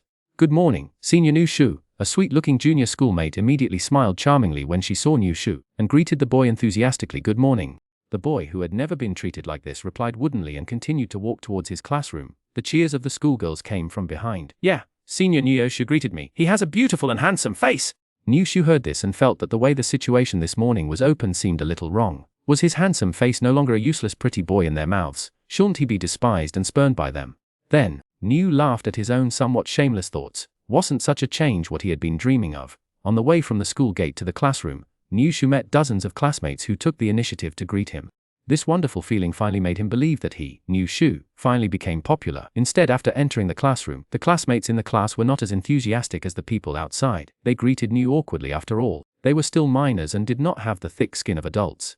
Faced with Niu's sudden comeback, they obviously still remembered the exclusion and disregard they had shown him in the past. Even if they wanted to restore their relationship with him, they couldn't completely swallow their pride for the time being. After nodding to these classmates very unnaturally, Niu Shu walked towards his seat and glanced in the direction of Xuanhuan. He saw that there was no one in Xuanhuan's seat. He probably was too embarrassed to stay in the classroom and simply recuperated at home. After sitting down and looking at the table, Niu Shu could no longer keep his calm face. He didn't expect that he had successfully reached the height of receiving love letters from girls, and there were several of them at once. After the morning cultural class began, Niu lay in his seat thinking about his problems. It's not that he is struggling at the moment to decide which girl who wrote him a love letter to date, but he is thinking about whether he should go back to the primitive age again. Children of poor families have to grow up early. Let alone an orphan like Niu Shu who lives alone. The hardships of life have made Niu Shu's heart mature, much more mature than his childish face shows. The wonderful changes at present made him extremely happy, but at the same time he remained sober enough. Maybe his future had become brighter, but now he was just a poor boy with nothing. In this world, there are always more people who add icing on the cake, and few who help others in times of need. If you want to gain enough respect from others, you must have strong enough strength. Going to the primitive era is indeed full of many unknown dangers, but he has no choice at all, according to his current appetite. Even if he only ate stewed pig's feet for one of his 3 meals a day, the seemingly huge pig's front leg would only last for another week. In other words, if he wanted to maintain his current speed of strength growth, he had to find a way to get some similar food back. Niu Shu was even thinking that if he ate all this meat for the morning and evening meals, the daily improvement rate should be a little faster. Niu Shu took out a piece of white paper from the table and made a plan to go to the primitive era again. First of all, it was impossible to go to the primitive era to hunt and obtain meat by relying on his own strength. To be honest, Niu Shu was not sure of winning a battle with the underage kid from the primitive tribe. Even the chief of the tribe, who was known as the strongest warrior in the tribe, was seriously injured during the hunting. Niu Shu didn't think he would get better results if he did it himself. He was afraid that in front of a ferocious beast like an elephant, his small arms and legs would be killed instantly. Therefore, according to the excellent experience of our ancestors in countless time travel novels, the best way is to use industrial and daily necessities in modern society to trade directly with those primitive tribes. The huge profits from this kind of plain trade are the most exciting. If you don't make hundreds or thousands of times the profit in one round trip, you would be embarrassed to say hello to others when you go out. So what should we bring with us to trade in primitive times? At this time, Niu Shu realized that he knew very little about the place and had no idea which supplies were most needed there. Niu Shu simply decided to bring less of each item, but as many varieties as possible. He wrote down everything he could think of on the white paper sitting on the table: salt, tea leaves, MSG iron pot, kitchen knife. After finishing writing, he counted them and found that there were at least 10 or 20 categories. As for why they were all worthless little things, it was mainly because Niu Shu took into account the pitiful balance in his account and really could not afford to buy anything decent. When Niu Shu was about to put the list away, he quickly added a line to the white paper for some strange reason that he himself could not understand: a set of women's clothing, including underwear. Chapter 011 Return to the Primitive World, May 13, 2018 at the 9th day of the 4th lunar month. The lunar calendar says good luck in everything. Today is the 5th night since Niu Shu traveled back from the primitive age. At this moment, he is staying in his small room with the doors and windows closed. In fact, on the morning of the 4th day, he found that the jade pendant on his chest was spontaneously full of energy, which means that as long as he wants, he can travel back to the primitive age at any time. There are 2 main reasons why he did not choose to travel back to the primitive era immediately. First, Niu Shu felt that for such an important day, he must choose an auspicious day so that the ancestors of the Niu family can bless him to have a smooth journey. No one would believe this kind of thing if it was told to others. Niu Shu, a boy of only 16, was more particular about this than some old antiques. If those elites who called themselves sea turtles knew about it, they would definitely denounce Niu Shu on the internet. This old-fashioned boy who was poisoned by the remnants of feudalism. But Niu Shu doesn't think so at all. In his opinion, worshipping and respecting ancestors and liking some of the good things left by their ancestors are never out of date no matter when. Even now, when many people are paying attention to the scientific diet of eating well in the morning, eating full at noon, and eating less at night, he still stubbornly regards the daily dinner as the most important meal of the 3 and prepares it as richly as possible. Secondly, Niu Shu spent a lot of time and effort in the past few days to buy as many supplies as possible with the limited balance in his account. In his free time, he went to all the supermarkets in Xuanhuan district, just to find what he needed among the many discounted products. The young boy, who is just beginning to fall in love, has received date invitations from more than a dozen girls in the past few days. Unfortunately, he has neither the time nor the money to watch the legendary midnight movie. Only a genius would know the unknown pain in Niu Shu's heart when he rejected his schoolmate with a calm face. Fortunately, all this temporary endurance was worth it at this moment. In front of Niu Shu was an old large military backpack which was completely stuffed to the brim. The things inside weighed more than 100 kilograms, all of which were the results of his busy work in the past few days. There are more than 20 kinds of daily necessities here. In order to avoid causing unnecessary trouble, Niu Shu even took precautions and replaced the plastic packaging of salt, sugar and other items with craft paper bags. There was also a large steel pot hung directly on the backpack, which made Niu Shu feel like the miserable cook in the artillery squad in an old movie. He was carrying the blame and had to listen to others fire at him, a guy who was extremely unlucky. In addition to these, Xuanhuan asked for some expired medicines from the Chinese medicine clinic. In his plan, he would have two identities in front of the primitive people, a trader and a traveling doctor. These two identities should be more popular in front of the primitive people. These things have used up all the money in Xu's account. If there is no harvest in this primitive era, Xu will face the danger of starvation. However, the boy carrying a heavy backpack is very high-spirited. He feels that he is carrying a backpack full of king bombs, and he will definitely return with a full load. Facing the tablets of the new family's ancestors and the portrait of his grandfather in the room, then looked at the jade pendant on his chest and resolutely gave rise to the idea of traveling through time. The passage shining with dim light appeared silently again in Xu's small room. Even though this was not the first time he had seen it, Xu still felt that there was an indescribable strange beauty in this passage. The wind is whistling and the Yiwu river is cold. The warriors will never come back once they leave. The young man sang such a tragic and heroic ancient ballad and walked slowly towards the passage. Then Xu, who felt that what he said was unlucky, slapped himself hard and decided to roar again. When drunk, I lie on the lap of a beauty. When awake, I hold the power of the world. Go and fight. After saying this, he stepped into the passage without looking back. After a flash of dazzling light, Xu knew that he had arrived in a completely different primitive era. Because the air I breathed in was full of moist and clear smells. In the previous world, no matter which base city was inhabited by humans, there was no such beautiful environment. But the clear air immediately made the boy realize that something was wrong, because he did not smell the deep stench that he had remembered from the primitive village. In other words, he was not teleported to the hut he had been to last time, but to an unknown ghost place. After opening his eyes, Yu immediately squatted up, and at the same time he used the big pot hanging behind him as a shield to block him. After doing all this, he carefully looked at the surrounding environment. He was currently in a dense primeval forest, surrounded by towering trees that were too big for a person to hug, and the branches and leaves of the trees were very dense. It should be a bright day with strong sunshine, but there was still not much sunlight that could shine through the branches and leaves. But even in this lack of light, there were still lush weeds and bushes growing on the ground under the tree. Most of these things were taller than Xu's waist, and it was impossible to walk in them without clearing them. But who knows if there were any poisonous snakes or the like in them. Fortunately, there was a path in the middle of the bushes, which was either made by humans or animals, which saved Xu a lot of effort. After observing the surrounding, he found that although there were faint roars of wild beasts around him, at least in his sight there was no existence that could threaten him, and Xu finally breathed a sigh of relief. At this time, he had the mind to think about why he traveled to this place instead of the small hut before. After thinking hard, Xu thought there was only one possibility: every time he traveled to the primitive era, he would always appear in the same place. As for traveling back, it should be the same place as where you traveled from this time. Although this has not been confirmed, Xu instinctively believes that it should be close to the truth. Then the primitive tribe village that I had come into contact with before should be nearby. Otherwise, before those primitive people found me last time, I would have been gnawed by wild beasts until not even a bone was left.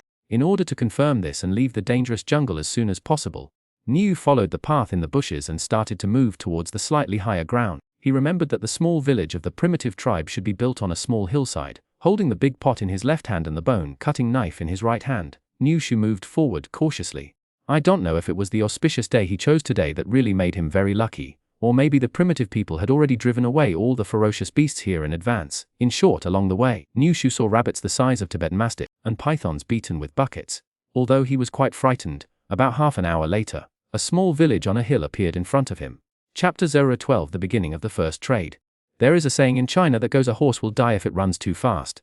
This is Xu's situation at the moment, and it is the most true portrayal of it. Even after finding the target, Xu quickened his pace. The seemingly short distance still took him a lot of effort.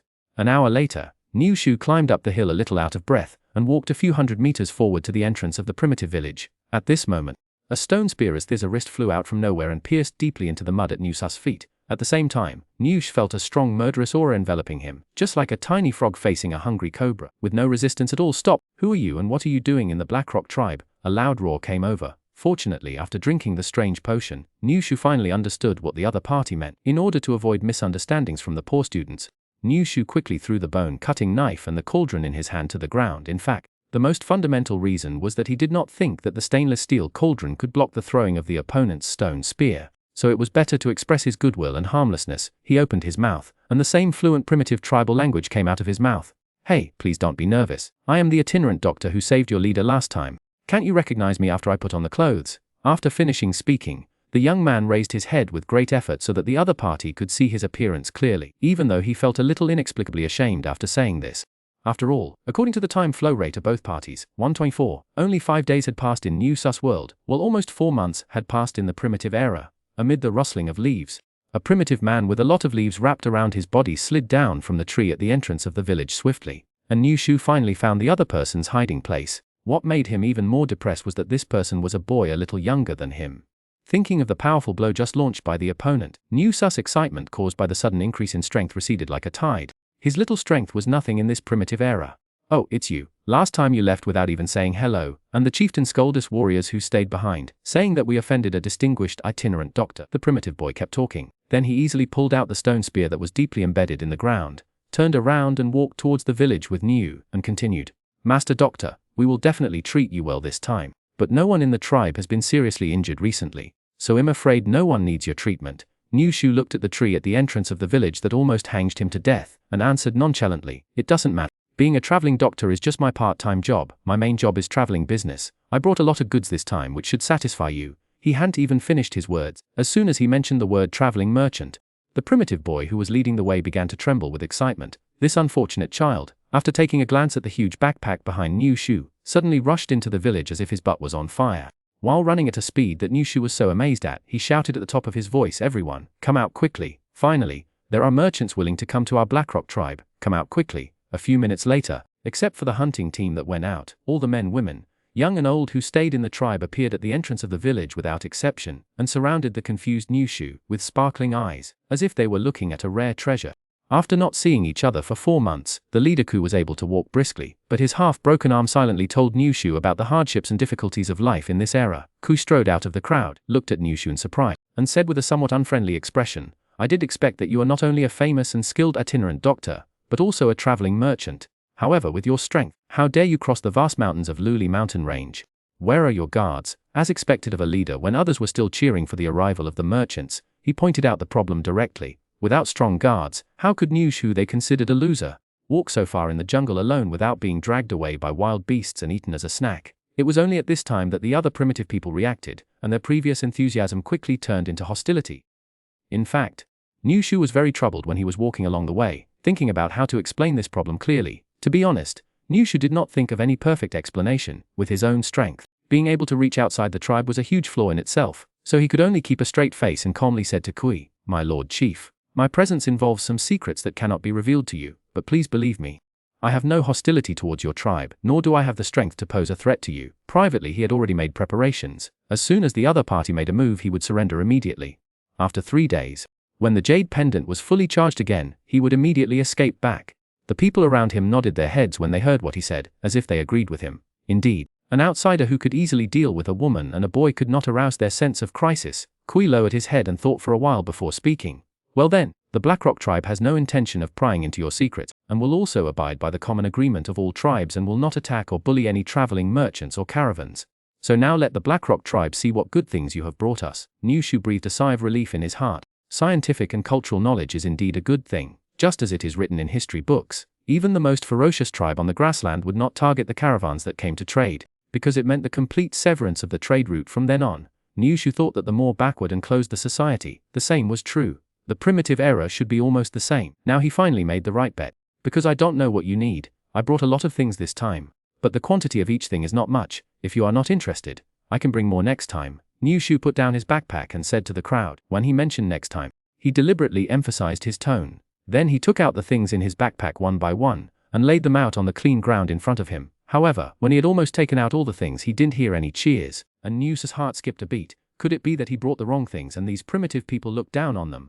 "This is unscientific." Soon, Kui said to Niu Shu with an embarrassed look on his face, "We haven't had any merchants or caravans come here for a long time, and we don't know much about the situation outside. Can you tell us what these things are used for?" Faced with this situation, Niu Shu smiled calmly, picked up the craft paper bag containing refined salt, opened the bag and said to Ku temptingly, "Try some." Chapter Zodi 13. Young Master Niu. In response to Niu Su's sincere invitation, the tribal leader Kui stretched out the fingers of his intact right hand, picked up a little bit of the snow white salt, and put it in his mouth. After a while, Kui, a sturdy primitive man, asked in an unbelievable tone, "Salty, is this salt?" Niu Shu didn't say anything, but nodded to confirm Ku's guess.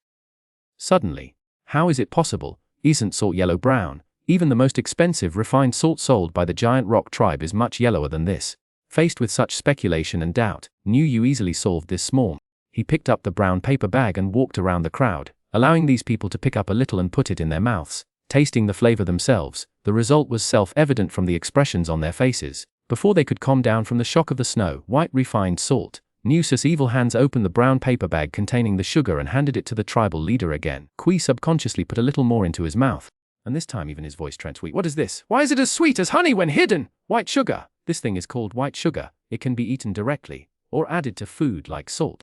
Niushu explained to the dumbfounded people of the Blackstone tribe. Niushu remained calm on the surface, but he was secretly thinking, in an era when even refined salt technology was not mastered, those big shots who wanted to eat sweets had to rely on the limited natural honey. I don't believe that such good white sugar can't blind the eyes of these country bumpkins. In the following time, these country bumpkins of the Blackrock tribe saw something that they could brag about for the rest of their lives. The big iron pot, which could boil a whole pot of water in just a few moments on the fire, was completely different from a stone pot, which would not boil for a long time and would often crack or break for no apparent reason after being used for a short time. There is also MSG that makes food more delicious, tea leaves that remove graziness, steel knives that are sharper and harder than stone knives, and soap that can easily wash your body clean with just a little application. In short, every item is a good thing that the bumpkins of the Blackrock tribe have never seen before, and they can't wait to own them immediately. The strange thing was that as Niushu explained, the tribal leader's face became more and more strange, with two strange expressions of desire and struggle intertwined. Finally, after Niu finished his introduction,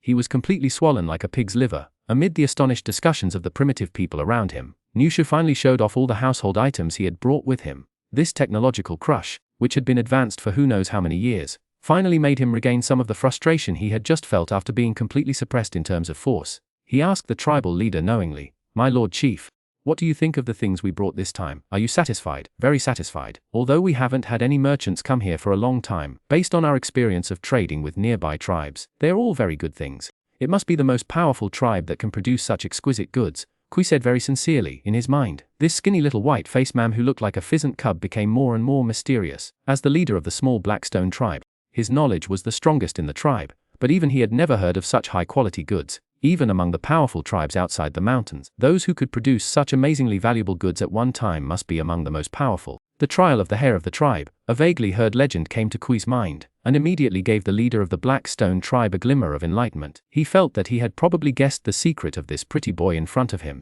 There is no better explanation than that he is the heir of a large tribe and came to Lueli Mountain to improve his achievements under the secret protection of his family guards. For the Blackstone tribe, which is currently in a serious predicament, this is simply a thigh that cannot be thicker. Almost in a flash, Kui made a decision in his heart. He must please this pretty boy. No, it should be this young master, just like that. Who had always been troubled by how to solve the problems of his identity and origin, was given such a perfect character by Xuan without his knowledge. However, when Ku was planning to implement some specific measures to befriend the young master of the big tribe, he found that with the Blackstone tribe's assets, he could exchange anything for a reasonable price. But he really wanted to get these treasures in front of him, not to mention anything else. Even the remaining brown coarse salt in the tribe was running low, and relying solely on drinking raw animal blood to replenish salt was not a solution. The strong man scratched his forehead with his only remaining right hand and said awkwardly, "Young master, your goods are good, but our Blackrock tribe is just a poor little tribe, and we don't have much to exchange with you." Niushu was a little confused when he was addressed so solemnly for the first time in his life. He realized that the other party might have misunderstood something, but this misunderstanding was undoubtedly too wonderful. Kui pointed at the salt and the big iron pot on the ground, and said, "The best salt from the giant rock tribe. If you have this much, you need 500 kilograms of beast meat to exchange for it, and your snow-white refined salt has no bitter taste. And the price is at least big pot. I don't think even 100 stone pots can exchange for it. If 500 kilograms of beast meat were doubled, it would be 1,000 kilograms. The poor boy quickly calculated in his mind that even if he ate the beast meat twice a day, it would be enough for him to eat for nearly 2 months. All he had to pay was 3 Chinese yuan worth of cost after the supermarket discount. God knew what astonishingly high price he'd get for each pound of the beast meat after it was transported back to his own world. But soon, Niushu overturned his ridiculous plan. The meat of these fierce beasts must not be leaked out, otherwise it would be impossible to explain the origin of these meats that were surprisingly effective for cultivation and eventually bring himself huge trouble. However, in the original world, in addition to having enough food, water, sanitation, and even city defense taxes were all huge expenses every month, and the money earned from working was not enough. In addition, now every few days, I have to buy something to trade in primitive society, and the funding gap is even greater. Chapter Zauserford. The changeable expression on Niusu's face obviously made Ku misunderstand what he meant. This tough guy from the Blackrock tribe thought that this young master from a big tribe outside the mountains looked down upon the strength of the Blackrock tribe and was planning to leave. thinking of the tragic end that the Blackrock tribe, which had been passed down for countless generations, would face if it did not have powerful external support. The strong and powerful Kui could not help but shudder. Finally, he could only grab Nusu's sleeves and said almost beggingly, "Young master, we really want to get this refined salt. You know, if we don't eat these things for a long time, the warriors in the tribe will not even have the strength to walk and climb mountains. Recently, the giant rock tribe has completely cut off our salt supply. Also, our tribe is currently facing some difficulties, so please help us no matter what. As for what you need to exchange, as long as you tell us, we will try our best to raise it for you." Kui patted his strong chest and promised. The other members of the Black Rock tribe also realized how poor they were at this time. Looking at the many supplies piled on the ground, their reluctant expressions made people feel particularly sad. The wife of the tribal leader, the woman who was still wearing the washed-out Snoopy underwear over her fur skirt, was almost crying with sadness. Ku's assurance immediately made Nusu's eyes light up, and he thought of another possibility after all. If he fights alone, no matter how hard he tries, he won't be able to achieve much. For example, he has just realized a problem. Under the current circumstances, as long as he runs back and forth between the two places diligently, he only needs to bring back about 100 kilograms of beast meat each time to fully meet his needs. The rest can be brought back by other local specialties that can be sold at a high price in his own world. The money earned at that time can not only improve your life, but also make it much easier to trade in the primitive world next time. For example, you can go to the second-hand market to buy a heavy skateboard, and then you can fly directly from the crossing point next time. Therefore, it is the wisest choice to find some local helpers to do something big together. Then who is more suitable to cooperate with than the Blackstone tribe, who misunderstood that he was a young master of Laozi and seemed to be in big trouble? Thinking of this, he picked up the brown paper bag wrapped in refined salt and sugar on the ground and stuffed it into Q's arms. Then, the former pretty boy in the eyes of the Blackstone tribe said with a boldness that amazed everyone in the tribe, "It's just a small thing. Why would you want to exchange it? Since we have known each other for a while and you need it so urgently, I will give it to you." Kui shuddered upon hearing this, not because of anything else, but because he felt that he had been too narrow-minded to think that this young master was from a large tribe outside the mountains. Or, to put it another way, to use the words from Nuxa's era, poverty limited Ku's imagination. Only the heirs of the legendary tribes could be so generous as to not take treasures seriously. At this moment, Nushu was a king in Ku's eyes. At the same time, Kui also made a decision in his heart. If the kid at home behaves like this outside, he will just beat him to death and give birth to a new one. How could this be so embarrassing after all? Equal exchange with merchants was a rule set by our ancestors. Kui refused, but his only intact right hand tightly held the salt and sugar in his arms. Even if Nu let his two hands tear them apart, he would never be able to snatch them away. So that's it. Nushu frowned and made a puzzled sound. The simple leader of the Blackstone tribe knew that what he said came from his heart. But why? When the young master in front of him was about to go back on his word, he wanted to slap himself hard a few times. Fortunately, the total cost of the item was no more than 10 won, so Niu, whose vision had broadened, did not take it seriously. Or maybe this guy just had a bigger appetite, and soon he exposed his evil intentions, he said thoughtfully. Since the ancestral rules cannot be violated, this is not a transaction, but a gift between friends. If you feel bad about it, give me 100 pounds of good beast meat and some glowing stones. Or some special edible fruits and roots will do. My family is more interested in these strange things, Niu Shu said lightly. My friend, the Blackstone tribe will treasure you. Suddenly, Ku's face became extremely solemn. He loosened his right hand and let the brown paper bag of refined salt and sugar that he had treasured slip from his arms. Then, he picked up a small black stone knife from his waist and suddenly slashed it across his chest. This strangely colored stone knife was unexpectedly sharp, and easily cut a long and deep wound on Ku's naked chest. Large drops of blood seeped out of Ku's wound, and then formed a striking bloodline, which kept flowing down. However, Kui seemed to be unaware of it. Even the tribesmen who were watching seemed to be aware of Ku's upcoming move, and they also stood aside in silence. Without making a sound, young master, can you tell me your name? Asked abruptly. News even to his own surprise. Niu honestly gave his name. Kui suddenly raised his head and swore word by word. His voice was not loud, but it could be heard from far away. Niu also heard an indescribable sense of simplicity and desolation in it. Ku, the leader of the Blackstone tribe, now swears here with blood to the spirits of the ancestors. Brother Niu, from now on you will always be the most sincere friend of the Blackstone tribe and me. If you violate this, my soul will never be able to return to the embrace of my ancestors after I die. Frankly speaking, Nu, yelled ordinary boy, was completely shocked by the scene before his eyes. He did not expect that his little tricks would be exchanged for such sincere treatment from these primitive people. It is undeniable that these primitive people are ignorant. Last time. But for an orphan like Niu Shu, there is one thing they value and cherish the most, and that is sincere treatment. A strong sense of guilt surged in his heart. Could it be that in just a few years, he had forgotten his grandfather's teachings? From this moment on, for Niu Shu, traveling back and forth to this mysterious primitive era is no longer a matter of speculation and simple trade. Instead, he has a group of sincere friends here. and there is no longer only indifference around him. Chapter 015 Celebration. The big iron pot brought by Yiwu was placed on a simple earthen stove made of several stones. Ku's wife Kai added firewood to the earthen stove from time to time. A large pot of mountain spring water soon began to boil. A little further away, more women gathered around, exclaiming in amazement at this magical big iron pot. Their eager expressions showed that if Kai was not the wife of the tribal leader, they would definitely pull it down from the earthen stove and try it themselves. After the water boiled, a large amount of meat that had been washed and cut into pieces the size of an adult's palm was poured into the pot. Various colorful unknown fruits were also added in, filling the large pot that could stew dozens of kilograms of food at a time.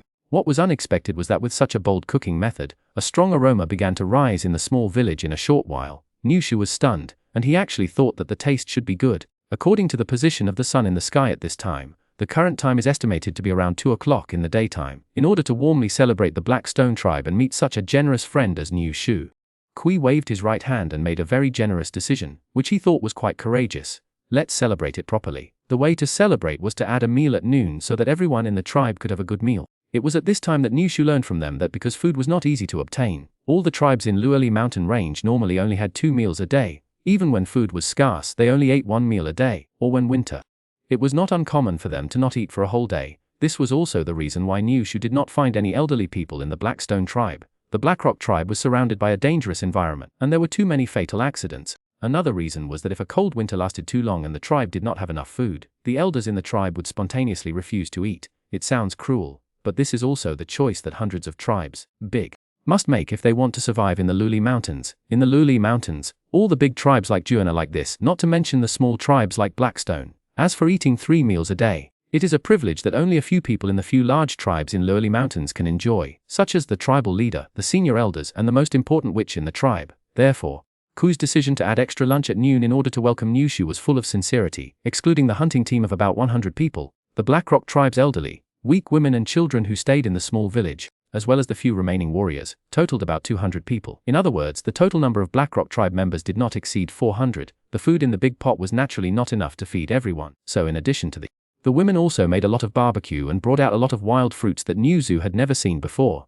Looking at the sincere smiles on the faces of every member of the Blackstone tribe, Yiwu thought of the legendary Chinese New Year. At about 3 o'clock, all the food was finally processed. Without being called, all the members of the Black Rock tribe spontaneously came to the big pot with stone or wooden bowls of various styles, waiting for the distribution of food. As an honorable guest of the Blackstone tribe, Yiwu was treated with courtesy again. Kai turned the wooden spoon, stirred the pot, and scooped out a large basin of food for Yiwu. After the dark wooden basin was filled, the amount was at least 5 kilograms. The important thing is the food in the bowl, except for a small amount of fruit. Most of it is grassy and fat meat that Kai specially selected. There is no doubt that if you take a bite, your mouth will be full of oil. But Yiwu sincerely felt that even though his food had been oily recently, the big bowl of fat meat in his hand was still more than his poor stomach could bear. There was no so-called welcome speech, no luxurious drinks, and not even a bench for everyone. After Kai and the other women finished distributing the food, the members of the Blackstone tribe squatted on the ground and ate with a chuckle. Brother Yiwu, why don't you eat it? These foods with refined salt are delicious, without any bitterness.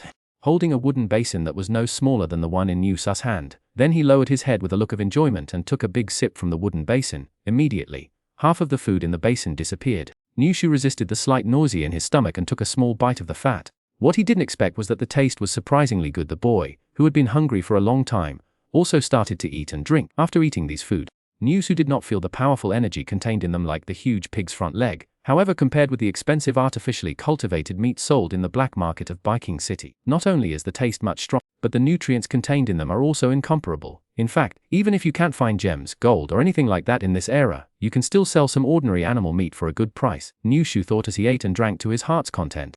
Hundreds of people squatted in the open space in the middle of the village, panting as they ate and drank their rare snacks. Everyone had a satisfied smile on their face, and everything seemed so beautiful. It looked simple, but for the Black Rock tribe, it seems to be of great significance. After the extra meal celebration ceremony ended, everyone in the Black Rock tribe looked at Yiwu with a more intimate look, in their minds, except for the closest relative. No one else can share their hard-to-get food. Yiwu had the big iron pot on the simple earthen stove cleaned and boiled another big pot of water.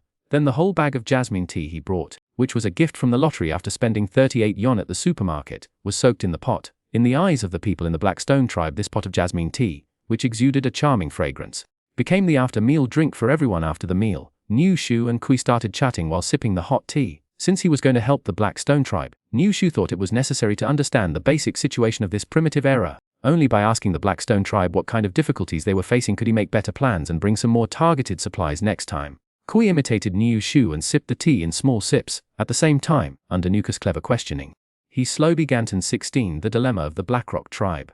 The tribal leader proudly recounted that although the Blackrock tribe now has only 100 warriors, and the total number of men, women, old and young does not exceed 400, their ancestors were once wealthy. The Blackstone tribe was not 100% native to the Luli Mountains. More than 100 years ago, the Blackstone tribe still lived on the plains outside the Luli Mountains. The land there was fertile, and there were not so many ferocious beasts around. The environment was much better than this ghost place. At its most glorious time, the Blackrock tribe's territory was hundreds of miles wide, with a population of tens of thousands. They could make a living by planting and raising animals, and hunting was just a game-like activity. The tribe was very powerful, with more than 2,000 totem warriors alone, if nothing unexpected happened, according to the Blackrock tribe's development momentum.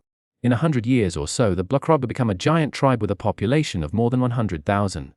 But all this wonderful life came to an end with the arrival of a foreign tribe called the Tuji tribe, which set its eyes on the territory of the Blackstone tribe. The witch of the Tuji tribe was more powerful, and the number of totem warriors in their tribe was greater than that of the Blackrock tribe. So there was no suspense at all, and the Blackrock tribe was defeated. Most of the tens of thousands of members of the once powerful tribe died in battle or were captured as slaves by the Tuji tribe. A small number of tribesmen fled to the faraway plains and the harsh environment of the Luli Mountains, where they barely survived and multiplied. As a small, wandering tribe from outside, the Blackstone tribe had a very hard time in the Luli Mountains. The local tribes had always regarded them as outsiders, and would always intentionally or unintentionally exclude and suppress them. Most importantly, the witch, who was of vital importance to the tribe and guided the development of the tribe, was killed in the previous battle with the native chicken tribe. Without the witch, the Blackstone tribe lost all the important knowledge in farming and raising captives. Over the past 100 years, the Blackstone tribe's strength has not only not grown, but has gradually shrunk. Now it is facing a huge crisis. Just like the countless small tribes in the lowly mountains that have disappeared in the long river of time, the Blackstone tribe is about to be destroyed. The closest tribe to the Blackrock tribe, the Giant Rock tribe, sent messengers more than 2.5 months ago to convey 2 disastrous pieces of bad news to the Blackrock tribe. First, from today on, the Giant Rock tribe will cut off all material transactions with the Blackrock tribe. Given the undisputed dominant position of the Giant Rock tribe in the Falling Thunder Mountains, Kui believed that no tribe would dare to risk angering the Giant Rock tribe and selflessly help outsiders like them. This also means that the Blackrock tribe cannot produce necessities such as salt, and thus will no longer have access to them. In fact, this is not the most troublesome thing. What makes Kui so worried is the second piece of news brought by the Giant Rock tribe's messenger. Within half a year, the Blackrock tribe would either choose to join the Giant Rock tribe as a part of it, or wait for the war launched by the Giant Rock tribe and be completely wiped out. There was no third choice. Should they abandon the glory of their ancestors and live in humiliation, or choose to resist and die tragically in battle? There was hardly any debate. And the Blackrock tribe had decided that even if the Blackrock tribe was extinct, they would resolutely choose to resist to the end. But as time was getting closer, the pressure on Kui and the Blackstone tribe was getting greater and greater. Just when they were almost in despair, things seemed to have taken a turn for the better. After Kui introduced the difficulties faced by the Blackstone tribe to Niu Shu, both Niu Shu and Kui fell into silence. Niu Shu was thinking that there were still 3 months before the Giant Rock tribe launched the war, and he would still have time to go back and forth again because of the cooling time of the Jade Pendant. However, the amount of supplies he carried each time was limited, so how should he plan to maximize efficiency? Kui, who appears rough on the surface, actually has a very delicate mind. He secretly thinks in his heart, if he is to escort Niu, a pretty boy who has no fighting ability at all, from the plains outside the mountains, through such a long and dangerous journey, and arrive at the Blackstone tribe deep in the Luli Mountains without any damage. Even if all the totem warriors of the Blackrock tribe were deployed, they still couldn't do this, so one can imagine how powerful the guards around Niu Shu must be. If Niu Shu's guards stood on the side of the Blackstone tribe, the Giant Rock tribe might have concerns and give up the plan to annex the Blackstone tribe. But how can we persuade this young master Niu Shu? The sky gradually darkened. This time, Niu Shu was no longer hung on the tree, worrying about his unknown fate. This gave him more time to observe the details of this primitive era, like his previous plane. This plane also has only 1 sun and 1 moon. At around 7 o'clock, the sky was completely dark. Based on this analysis, Niu Shu estimated that the length of a day here was not much different from that in the plane of 2118. Before it got completely dark, the hunting team of the Black Rock tribe returned to the tribe with the harvest of today's hard work. It was also at this time that Niu Shu thoroughly understood the primitive era plane, the approximate classification and level of military power, and the specific strength of the Black Rock tribe. In primitive times, members of each tribe were considered adults at the age of 13. When they reached adulthood, they would hold a grand ancestor priest ceremony, and then under the guidance of the ancestor spirits, some of them would awaken their talents and eventually become powerful totem warriors. There is a huge difference in combat strength between totem warriors and ordinary tribal warriors. So the number of totem warriors is often a very critical point in measuring the strength of a tribe. Of course, there are also huge differences in strength between totem warriors. According to their strength, totem warriors are divided into levels 1 to 9. Yiwu is a powerful third-level totem warrior. However, after losing an arm, his strength was said to have dropped to the point where he could barely be ranked second. According to Ku, there seemed to be higher levels above the 9th level of totem warrior. But even during the most prosperous years of the Blackrock tribe, there was only one 8th level totem warrior, so he knew nothing about the realms above the totem warrior. It is very simple to distinguish the difference between a totem warrior and an ordinary warrior. Only a successfully awakened totem warrior is qualified to paint camouflage patterns with different meanings on his cheeks according to his different levels. As for non-totem warriors, it is said that there have been cases of people pretending to be totem warriors and painting camouflage on their faces, but all of them ended up with a miserable end. Yiwu looked at the largest number of first-level totem warriors in the Blackrock tribe hunting team. Looking at their tall and strong bodies like gorillas, he estimated their actual combat effectiveness in his mind, and what standard they should reach if calculated according to the standards of his previous plane. At this moment, he remembered the half-grown boy who was guarding the village entrance during the day, and was not even a totem warrior. He came to an astonishing conclusion that even the powerful owner of the Lightning Martial Arts School, Master Lei, would not be a match for a first-level totem warrior from the primitive era. Chapter 017. Because of love. The food in the evening was very simple. Even though Yiwu was a distinguished guest of the Black Rock tribe, he naturally received special treatment. That was just an extra piece of barbecue weighing about 3 pounds, a dozen fruits that I had eaten last time, and a bowl of clear soup stewed with wild vegetables. If we ignore the fact that the taste was a little bland due to insufficient refined salt, Yiwu was actually quite satisfied with the food for dinner. After all, only the truly great could eat this kind of pure natural and pollution-free food. And a small character like Yiwu wouldn't even dare to think about it. In fact, he could understand the Blackrock tribe's stingy approach. The 2 bags of refined salt he brought only weighed 2 kilograms. The hundreds of people in the Blackrock tribe would have to wait for several months before he came again to replenish their supplies. It was a very difficult challenge to sustain this amount of refined salt for such a long time. They finished their dinner quickly, and it was only around 9 o'clock in the evening, except for a few guards who were on night watch. The rest of the Black Rock tribe members wiped their mouths and planned to go back to their huts to sleep.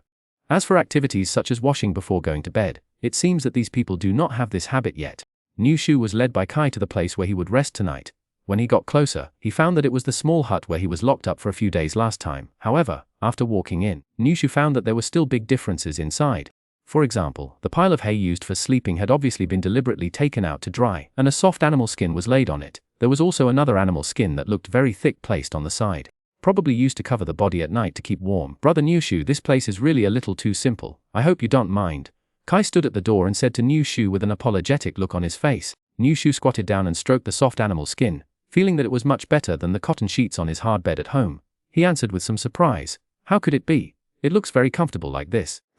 Kai smiled happily and then said goodbye and left. Please wait a moment. Thinking of the gift that was prepared for Kai in his backpack, Yiwu stopped him. Then, under the woman's curious eyes, the boy opened his backpack and took out a complete set of women's clothing from the innermost part of the backpack, a set of bright red underwear and an old-fashioned dress that only elderly women would wear.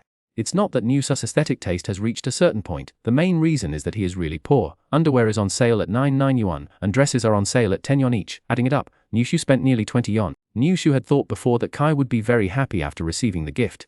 This can be guessed from the fact that when she received Yiwu's retro Snoopy underwear, she even took out the magical green potion. But he never expected that after Kai confirmed again and again that this whole set of clothes was given to her for free by Yiwu, she would feel so unimaginably excited. The woman rushed over and gave the boy a big hug. God saw that Yiwu had no intention of paying attention to the wonderful feeling of hugging a woman for the first time in his life. Because the woman was so strong, Yiwu could even feel the bones in his body creaking under Kai's powerful arms, and he was in danger of being strangled at any time. A few minutes later, the aching boy collapsed on the haystack like a broken doll. The culprit of all this, the wind-like woman, had already run away with her gift. At 6 o'clock in the morning, Yiwu woke up on time thanks to the biological clock developed through years of exercise. After stretching his body, Yiwu still felt a slight pain in his bones, which made him realize once again how strong the tribal humans in the primitive era were. As the wife of the tribal leader, Kai's status among the women of the Blackrock tribe should be considered one of the best. But after all, she is just an ordinary woman who has not even awakened the power of the totem. This realization made Yiwu a little depressed. At the same time, he set a short-term goal in his mind to practice hard and strive to defeat the women and children of the Blackstone tribe within a certain period of time. Yiwu made up his, and with great ambition in his heart, he put on his clothes and was about to go out to practice his skills when the half-closed door of the thatched cottage was pushed open, and Kai, dressed in a new outfit, walked in with a strange look on her face. Perhaps it was because of the repeated experiments that Kai was wearing the right clothes, and she did not wear underwear outside her dress again, which was an eye-catching scene. This also meant that the image of a woman who was very familiar to Niu, who scrambled for discounted goods in the supermarket every day, appeared clearly in front of him. Brother Niu, are you free now? I have something to talk to you about, Kai said to Niu after entering the room. Niu quickly replied, of course I am free. Please tell me what you want to say. Kai heard this, looked at Niu and began to speak. Brother Niu, you know, the Black Stone tribe is currently facing a huge survival crisis. For this matter, Kai has been under a lot of pressure, but he has been holding on and has not shown it in front of the tribe members. But things have taken a turn for the better. As long as Brother Niu is willing to help us, we will be able to safely overcome this difficulty. But the Blackrock tribe is too poor and can't find anything to repay you. Kui didn't sleep all night last night because he didn't know how to ask for your help. Niu then remembered that he had been planning how to help the Black Stone tribe yesterday, but because the plan had not been finalized, he had not explained it to Kui, which made Kui worry for so long in vain. He laughed in silence and was about to tell Kai that there was nothing to worry about, when the woman in front of him said something shocking that almost made him collapse. As Q's wife, I can't bear to see my husband suffer such torment again, so I decided to speak to you on his behalf and make a part of the Blackrock tribe's reward. Kai turned her body without any instruction and turned the middle-aged lady-style dress into a beautiful hem. At the same time, her face was filled with a strong sense of pride. I am Kai! I am recognized as the most beautiful woman in the Blackrock tribe. As long as you promise to help us through this difficult time, I will let you have me. And you, little rascal, don't pretend to be nice. I knew you had bad intentions the moment you gave me these beautiful gifts. Chapter 018. The most beautiful woman in the Black Stone tribe. Niu felt that even though he was extremely poor, all the adjectives he knew could not accurately describe the feeling in his heart at this moment. He was extremely, as if he had been repeatedly abused by a husky, and felt inexplicably sad and angry. Kai confidently declared that she was the most beautiful woman in the Black Stone tribe. Niu had no objection to this. Moreover, the allure of a mature woman in her 20s is equally powerful for a 16-year-old virgin. But this does not mean that Niu has any thoughts or ripples about Kai in his heart. Even if this guy is like a brain cramp and wants to die, he specially gave Kai a set of discounted supermarket aunt-style clothing, because the beauty of the so-called most beautiful woman in the Black Stone tribe was evaluated according to the standards of many indigenous primitive people in the Falling Thunder Mountains in primitive times. First of all, we must admit that Kai actually looks quite good. After all, she is the wife of a tribal leader, but his muscular body, arms as thick as Niu's thighs, hips as big as millstones, and waist as thick as oil barrels all showed that he was a good worker. But the poor boy Niu didn't have such a strong taste. Kai's perfect figure made even the largest dress in the supermarket stretch tightly. At the same time, it also successfully and completely wiped out all the yearning for the beautiful word beauty in the boy's heart. The poor little rascal Niu was so scared that he crawled out of the hut, leaving the woman there making wild guesses. Kai muttered with disdain, "These young masters from outside the mountains are so unpleasant. They are obviously full of bad intentions, but they still pretend to be fake. Kai is still a real man. Even if he was in a bad mood last night, he still came up and tossed for most of the night." Originally, Niu planned to stay in the Black Stone tribe for a while longer to learn more about the specific situation here. He even planned to follow the hunting team in the tribe to walk around the surrounding mountains and forests to experience the style of the primitive era. For example, there was the black bear that was bigger than a hut according to the hunting team, and many ferocious beasts that Niu had never even heard of. But all the plans were completely ruined by the powerful woman Kai's shocking declaration. The primitive era was very dangerous. Not only were there powerful beasts, but there were also women like Kai who seemed to be more terrifying than the beasts. After almost circling the small village of the Black Stone tribe, Niu finally found Ku squatting in a corner with a look of regret and helplessness on his face. It was obvious that Kai's plan had not been hidden from this rough-looking but delicate old man. After seeing Niu he was in disbelief and blurted out a sentence. "Brother Niu, how come you are so fast? Your health is too poor." The young man who was walking towards him staggered when he heard this and almost fell to the ground. "You are fast, your whole family is fast." Niu roared in frustration as if his tail was stepped on. After a while, he managed to calm down and explain to Kui, "Things are not what you think. Nothing happened between Kai and me." Kui nodded in agreement, indicating that he accepted the explanation of the skinny pretty boy in front of him. But in his heart he didn't believe it at all. He thought to himself, "Are you kidding? A normal man would be unable to resist such a fatal temptation when faced with a perfect woman like Kai." The reason why the Giant Rock tribe annexed the Black Stone tribe this time was partly because their witch wanted to get Kai. "I just didn't tell anyone about this." Sighing in his heart again, Niu also realized that Ku was perfunctory. However, since the other party already had a preconceived idea, it would be redundant for him to explain. Anyway, when the time comes, Kai will go back and talk to him, and everything will be revealed naturally. With this in mind, Niu gave up the idea of continuing to explain and began to say to Kui, "Because of some things, I need to go back immediately, but you don't have to worry too much about the threat from the Giant Rock tribe. I have a way to tell you that should be able to resolve this crisis." After waiting for the long-awaited news, Kui finally showed a relieved expression on his face. He quickly stood up straight, lowered his head and came closer to listen to Newsu's plan. The young man began to talk about his plan. He would never have thought that his performance would make Kui more certain of his guess, if it weren't for Kei's efforts. How could Niu Shu and his brother have thought of a way to solve the big problem of the giant rock tribe so quickly? Niu spent the entire afternoon and night thinking about it yesterday, and finally came up with a solution. It wasn't a very brilliant and imaginative solution, but in Q's opinion, it was definitely effective. Moreover, only a young master from such a giant tribe could come up with such a grand idea. Niu Q claimed he would come to the Black Rock tribe again in 3 months. Due to some inconvenient reasons, he still had no way to bring a group of powerful totem warriors directly, let alone let his guards take action directly. He will bring a larger batch of supplies at that time, which will mainly be refined salt, sugar and other most in-demand materials in the Thunderfall Mountains. The Black Rock tribe can use these things as rewards to invite some nearby tribes to provide help to fight against the threat of the giant rock tribe. After listening to Niu Shu's plan, Kui took a deep breath in his heart. That is to say, next time, the young master will bring more refined salt and sugar than that backpack. Even if this poor tough guy's imagination is exhausted, he can't figure out how amazing the value of so many good things will be. If we use these things as rewards to ask several medium-sized tribes nearby for help, there is no doubt that those medium-sized tribes will definitely agree immediately and will do their best to help. Even if the giant rock tribe faced such a huge backlash, it would not lose more valuable Triton warriors just to annex the small Black Rock tribe. The huge crisis that was suffocating the entire Black Rock tribe seemed to be solved so easily. Brother Niu, thank you for your help. The Blackstone tribe is willing to give you everything. Kui bowed solemnly to Niu Shu. At this moment he forgot all the resentment he had towards Niu Shu because of Kei's matter, and sincerely offered his most sincere gratitude. Chapter 019 returns with a full load. Brother Niu Shu, are you sure you don't want us to give you a ride? This little thing is nothing to us, but you seem to be having a hard time, Kui asked with concern. In front of him, the backpack on the thin boy's back, and his shoulders and arms were full of Blackrock tribe's local specialties.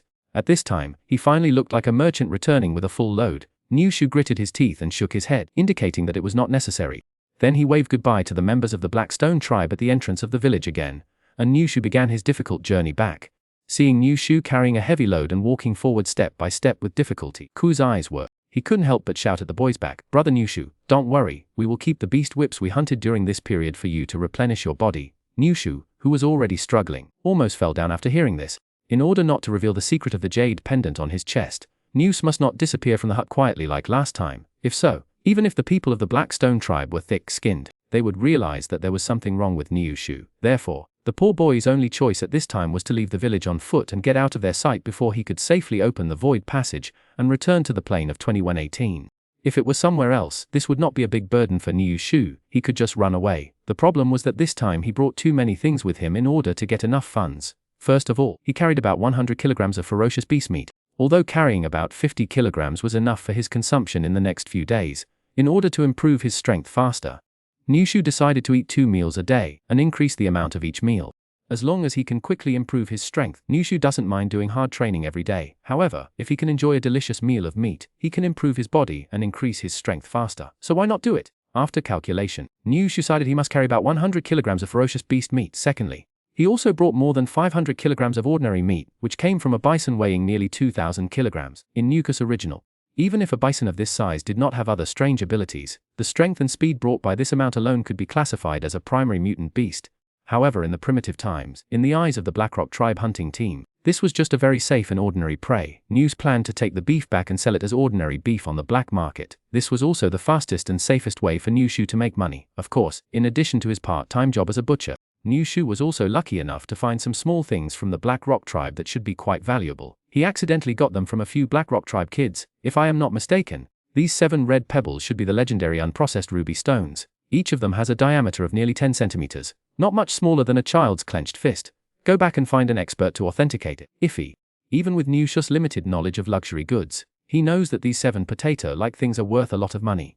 He just promised these kids that he would bring them some sweets that taste better than sugar next time. These kids smiled happily and handed all the beautiful little stones that they usually played with on the ground to Niu Shu. According to them, these beautiful little stones were just small things that their father, who was in the hunting team, picked up from outside for them to play with. If they wanted more, they could just bring some back next time. In addition to these things, there were also various fruits and tubers that were said to be delicious and rich in energy, which together weighed about dozens of kilograms and were stuffed into Niu Shu's backpack. In the end, the weight Niu Shu carried reached an unprecedented 800 kilograms. Carrying such a heavy load and walking was a huge challenge for Niu. After struggling for an hour, Niu Shu finally walked out of the sight of the Blackstone tribe. However, to be safe, he continued to walk forward for half an hour and found a relatively hidden place before stopping. At this time, Yiwu felt that he didn't even have the strength to eat. After looking back carefully for a few times, he found that the people of the Black Stone tribe had followed his instructions and did not follow him. He then gave the order to open the passage to the jade pendant on his chest. The familiar passage appeared again. Not in the mood to admire its brilliant colors, Yiwu struggled to walk in. After the dazzling light, Yiwu returned to his warm little room again. The first moment, he collapsed on the cold concrete floor like a puddle of mud. After lying there for more than 10 minutes, he finally recovered and had the strength to take off the things hanging on his body one by one. He raised his wrist and looked at his watch. The time was still 2 minutes away from 11 o'clock in the evening. He remembered that he traveled through time at 9:30 in the evening, and only a little over an hour had passed. The 1:24 time flow rate between the two planes could be completely confirmed. After working hard, the little breakfast he had at the Black Stone tribe had already been completely digested due to the intense physical activity. So Yiwu decided to have another meal before going to bed to replenish his energy and strengthen his body at the same time. He opened the refrigerator, chopped the remaining 20 pounds of pork leg into palm-sized pieces, and put them all into the pressure cooker. The large pressure cooker was filled to the brim with so much food at once. While letting the food stew in the pressure cooker, he sorted the various local specialties he brought back and put them in the refrigerator. However, after putting the beast meat and the fruits and tubers in, there was no space left in the refrigerator. It looks like I need to buy a bigger pressure cooker. The capacity of the refrigerator is not enough, so I need to buy a large capacity freezer. Oh my god! How much money will this cost? Yiwu was a little worried when he thought of this then.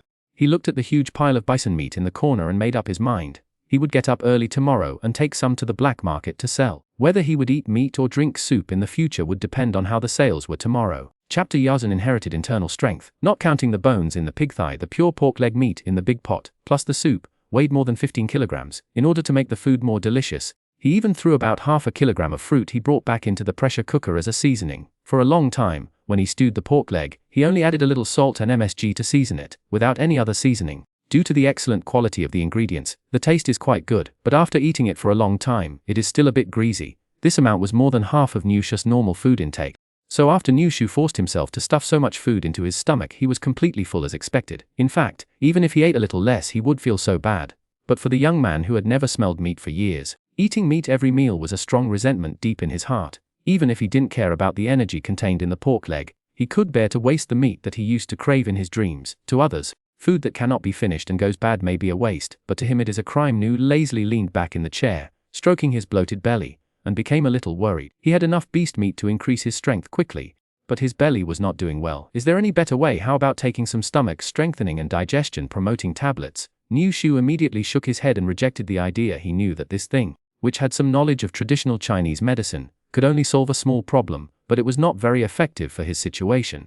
But thinking that just in case it was effective, Yiwu opened the cupboard and started looking through it. He remembered that there were some digestive tablets that were about to expire in it, so he decided to take some. After all, there were no side effects and the taste was good. However, after searching for a while, he didn't find the stomach strengthening and digestion promoting tablets, but the silver needle box that he often used appeared in front of him.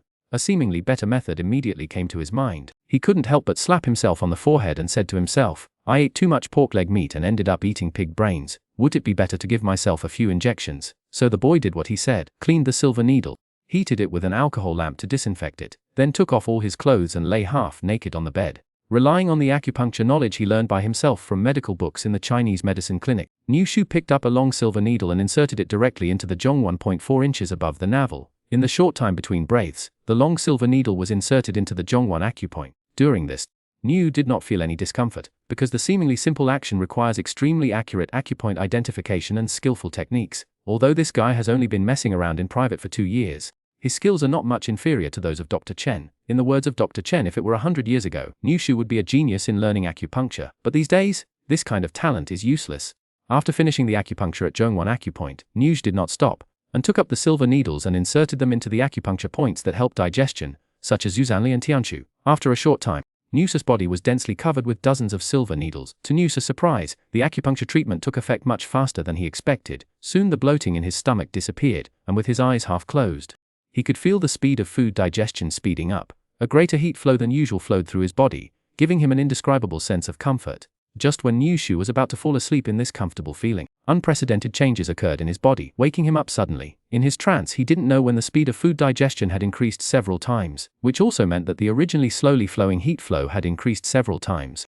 This unprecedentedly strong heat flow made Niu suddenly feel uncomfortable, and this uncomfortable feeling became more and more intense. According to usual experience, this heat flow would be gradually digested after nourishing Niu's body. However, the situation at this time was obviously that the speed of heat flow generation exceeded Niu's absorption speed. Damn it, this is getting out of hand. I'm not gonna kill myself! The boy panicked. Niu, who had a wonderful life in front of him, was unwilling to die in such a miserable way. He hurriedly turned his brain, trying to get out of the deadly situation in front of him. But the tragedy was that he found that, for some reason, he couldn't even move his hands and feet at this time. He wanted to pull out the silver needle from his body, which was usually an extremely simple action, but now he couldn't do it at all. As time went by, the condition inside Niu's body continued to deteriorate. The heat flow became stronger and stronger. Finally, it was as if a large pot of boiling iron was poured into his body, burning Niu's internal organs and causing him severe discomfort. Not only was his naked body, but even his entire skin had turned red, emitting a frighteningly high temperature. Niu was so scorched by the high temperature that his consciousness was a little confused. He knew that he had to do something quickly, otherwise he would definitely be roasted to death today. With almost no choice, he could only take a big risk. It is said that along with the jade pendant, the Niu family also passed down a set of ancestral internal skills. The strange thing is that in the repeated teachings of my grandfather, I must remember this set of female skills that are passed down to men but not women. But I also strictly forbid any descendants to practice this set of skills. The reason for such a strange request is that it is said that in my grandfather's generation, there were originally 5 brothers in the Lao Niu family. However, due to practicing the Lao Zigui internal energy method, 4 of them died due to becoming possessed. Only the youngest grandfather was left, who escaped the disaster because he did not practice. Therefore, although Niu had memorized this set of ancestral internal skills by heart, he had never thought of practicing it. But at this point, he had no choice. If you do nothing, you will die immediately. If you practice, you may be able to struggle to survive. You don't need to think too much about what choice to make. He bit his lips hard, and used the short-term severe pain to make himself a little more awake. Then Niu began to practice according to the description in the mental method. The first level of the mind method is the entry level. Feeling the cue was skipped by the boy. Now the airflow in his body is so strong, what is there to feel? Niu directly entered the second level and circulated the internal energy in the tendons and veins. Thanks to his part-time job in a Chinese medicine clinic, Niu became familiar with the acupuncture points and meridians of the human body. Otherwise, he would only know the description of the mental method and would not know which meridians the internal energy should go through.